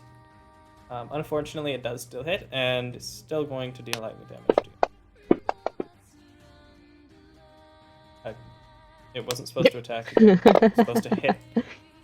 There you go. You take 3 lightning damage as this electricity pulses into you. It is then going to fly 50 feet straight into the air. As all 3 of you can make attacks of opportunity if you want it. Ah! Oh right, targeting can give you the exact... You can see exactly how far away things are, even when vertical distance is implied, I believe. I can't apply vertical distance to fake Doug, though. Cat's Claws unfortunately misses. The Halberd also misses. Moretta, do you have your short sword drawn or anything to attack it? I need my hands for my spells. Well, it flies away from you then. And then the other one is going Oh, wait, to... there's my unarmed attack. No, that's not my unarmed I'm attack. gonna be honest. I'm pretty sure your strength is... Is your strength a -1? No, it's +1. Okay, so you could attack it with a +3 to hit if you want, and maybe deal 2 damage, which it would reduce to 1 damage. But, you know, you could. Do you want to? Sure, any damage is damage. Alright, make a +3 roll. Against Will-O-Wisp 14.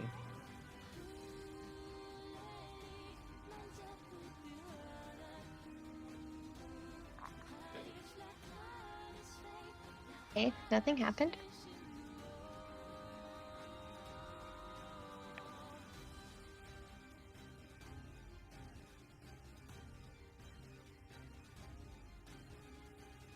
I'm just gonna roll and add 3. Yeah, probably the simplest way to do it. All right, so that hits. So you double the dice damage, which is a flat 1, so you deal 3 damage, which reduces back down to 1. But you did deal 1 damage. Great job. Proud Yeah, of you. take that. As you literally punch the lightning as it flies away, it disperses and then it goes back together without too much issue. But you did punch lightning, so have fun with that. Not many people can say they've punched lightning. Let's see. It would know the difference between a fake version and a real version of Doug. So it is going to fly back down 20 feet, which stays within the range of fake Doug, of the Echo. And then it is going to attack Cedar with a shock attack. And it's going to miss, and then it's going to zoomies away. Because it moved, so that was 15, it's going to move another 35 feet, eating away, which does leave the range of both fake Doug and Cedar. But I believe Doug already used his reaction to attack the other one, because I think you can only do that. Yeah, Yes, it's only, it's still a only reaction. once. Alright, so then Cedar is going to mace attack, because why wouldn't she? Can you hit? Oh, wow, you can hit. Good job. Proud of you. Deal damage. You don't want damage. You know, it's fine. Roll higher, guys. Stop rolling low on damage. Garand, it's your turn. Hey, I rolled as high as I possibly could That's with my true. damage. You actually, yeah, you rolled higher than you would normally be able to. You rolled full double. I gave max damage. You did max damage. It was still only 1, but it was maximum. That was all the damage you could deal. Alright, so Garand is adding that and is really, really angry at this Will-O-Wisp. Go ahead and gain that hero point back as you critical hit, and then go ahead and roll the damage, which should automatically double, including the extra acid damage. Yeah, so that's dead. By a lot. It did Alright. partially resist. What did it resist? I think it resisted the acid because I heard the force did full That's damage true. earlier from someone, Okay, so so it's probably acid damage. damage. But it still exceeds its hit points by 9. Can I describe it? Yes, go ahead. I was like, I am so tired of you stupid things leaving and coming back and bothering me and my friends. I will destroy you. And he's like just rage. Just it looks like seawater is just enveloping him. It looks like lightning is like crackling around, like a thundercloud just appears above his head, and he just like tries to summon all of his energy and just blasts him. You do as the electricity actually cascades, and you all see his tattoos glow very brightly and actually begin to generate this electricity from it that travels down his arms, not even really interacting with his focus, before shooting out from his hands, striking into this creature. And despite the electrical style, it does fully take effect, being force damage that actually cascades around this thing, creating this almost cage of force around it that crushes inward and snuffs out the light, destroying the Will-O-Wisp. And then I'll look at. I'm going to bardically inspire Thicket, because Thicket seemed to do some good damage to it. So it's going to be. Let's see. I understand you don't trust me well. That's alright. I don't mind this. Now, I'm trying to think of a good limerick, but I can't. I'm too tired. Anyway, I was going to do it like a rhyme, but I can't, so I apologize. But anyway, you're That's inspired. okay. Narratively, you did say something neat and witty, probably. And Thicket now has Inspiron. Moretta. So it's 50 feet up in the air, right? It is. Okay. I'm going to hold. I'm going to like get Thunderwave already and hold it until it gets within 15 feet of me. All right. So you're now concentrating on that. You're not concentrating on anything else, but yeah, you're focusing on Thunderwave. Cast at first level, I assume. Yeah. Go ahead and mark off the spell slot because the slot does have to be used regardless of whether or not it actually takes effect. And you'll be waiting. What will Doug do?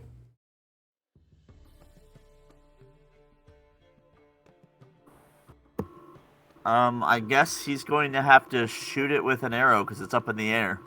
So he's gonna drop another weapon, just leaving Yep. his weapons scattered across the battlefield at this point. Pull out his bow. He's an awesome fighter, though. That's like I feel like that's what a fighter would do. Like he's just like, all right. He's just got, all right, yeah. It's another Witcher song. Sure. I definitely know what these songs are from. All of them. I definitely didn't add things from stuff that I didn't know. Unfortunately, the arrow misses as it fires up. The being quickly zips around, being unaffected.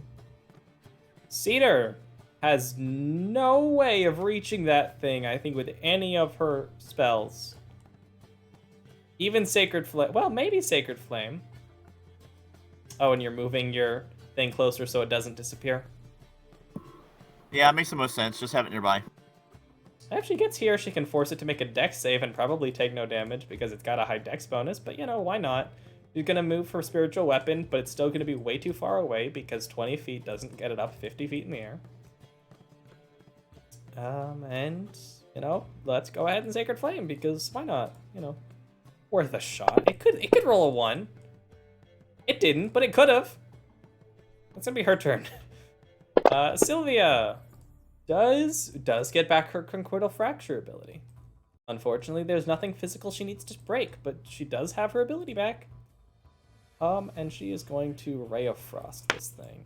And she hit. She cannot. A Ray of Frost shoots out from her hand, flies past it, but it's ineffective. Take it. What would you like to do? I don't think I have anything that can reach. That's fair. There's not a lot of things that can reach 50 feet, especially on the Druid spell list. Druids Oh, don't have a lot of gosh. long-range stuff. Ooh.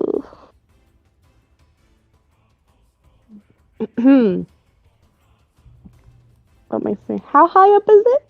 50 feet. 50 feet? Okay. Yeah, that's not gonna work.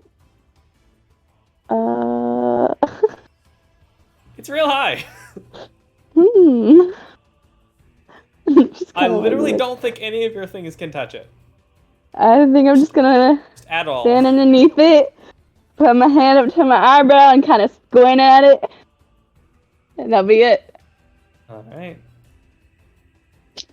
Oh, its turn. I will hold Cap Claws until range.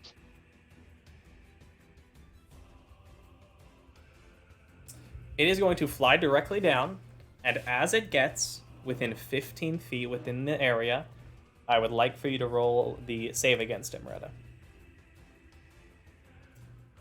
Or Attack. Thunder Wave is a saving throw, I believe.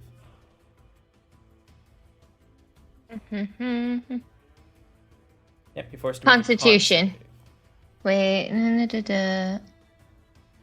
15. Do we all have to Let's- make a save? No, because she's casting it into the air. Ah. So because Okay, it's so a 15-foot cube, but you can put originating it from anywhere you. away from you, so she can put it upward and not touch any of you. Must make a constitution. Yeah, it is a Constitution saving throw. I'm having difficulty figuring out what it's supposed to be. Okay, so wait, isn't it'll it be my- DC 15, because that's your spell save DC. Under your spells, what I was you gonna ask, can like, I think magnifying it's my- glass and the save. You can drag the save onto it. And I'm going to use a hero point. Right, and we do get to figure out what your Thunder Wave color is, because I don't think you've done thunder damage yet. Unless I'm think you're misremembering. right. No, I think you're right. I don't think I have ever done thunder damage. Unfortunately, you can't add a hero point because it's a saving throw. Oh, you're right. Duh! It has to make the roll, unless you want to give it a hero point, but I don't think you do. No. Okay, how do I bring it over there? You can just drag it from your sheet, the con DC 15, onto it, or you can control click on it to target it. It fails. Roll damage. Ooh.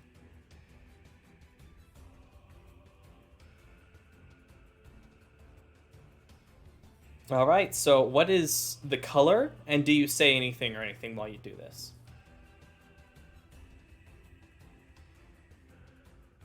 What ring do you use? Yeah, so it's verbal. Um, Just if you I'm want just to gonna say start anything, whistling you don't have to. to kind of bring it on. So it's just gonna be a bit of a whistle. And I gotta look at my rings. Okay, blue. I have not done blue yet. Nice. Do you have like a list of rings somewhere?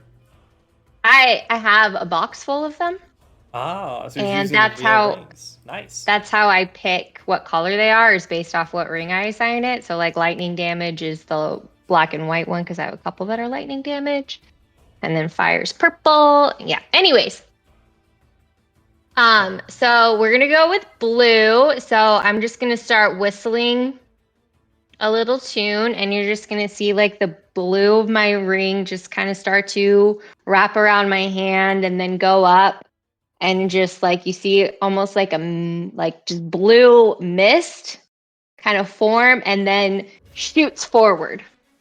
So as this blue mist forms in this cube above you, as you'll hear this whistling glide for a moment, before this burst of noise, as this creature is flying straight down, and as it goes into the center of your thunder wave, you release the energy and it shatters outward, and you watch this creature completely be ripped apart in the wave of thunder as it shatters into the air.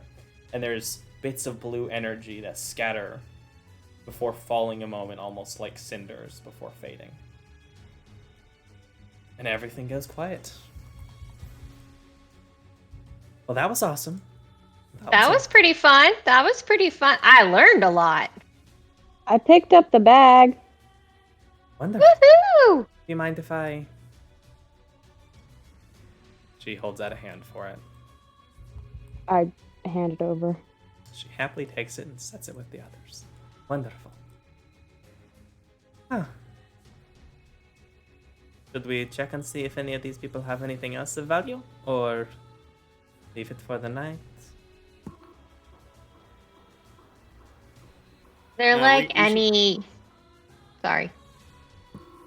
No, it's fine. I think you're right. I think we should look them over, and if there's anything that would tie anyone to the town, we can bring their remains to their loved ones. But it looks like these creatures have been here for a long time, so we may not find that. But yes, we might see if there's anything else of value. It's worth a shot. Alright, taking a couple minutes. It would not... There's not much of value. There's not much even noticeable. Some of these bodies look like they've been here dozens, maybe more years. And there's not much that remains. The only thing that really sits apart is some money that's still left.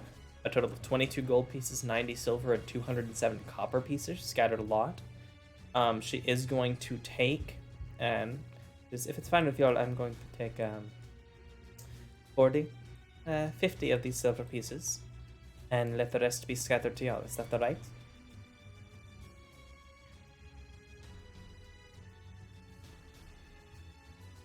I don't have any issues with it. Wonderful. I apologize, I missed that. Are you tracking that, or? Yes, I've got it. She was just asking. Okay. But she doesn't want to just take the money. Y'all did things. It's everyone's work together that did the thing.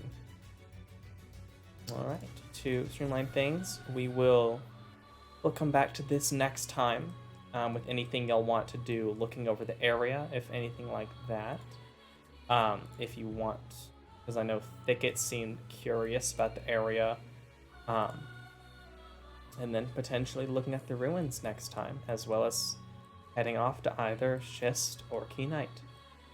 Well, both to Key Knight, but by way of Schist or not is the question.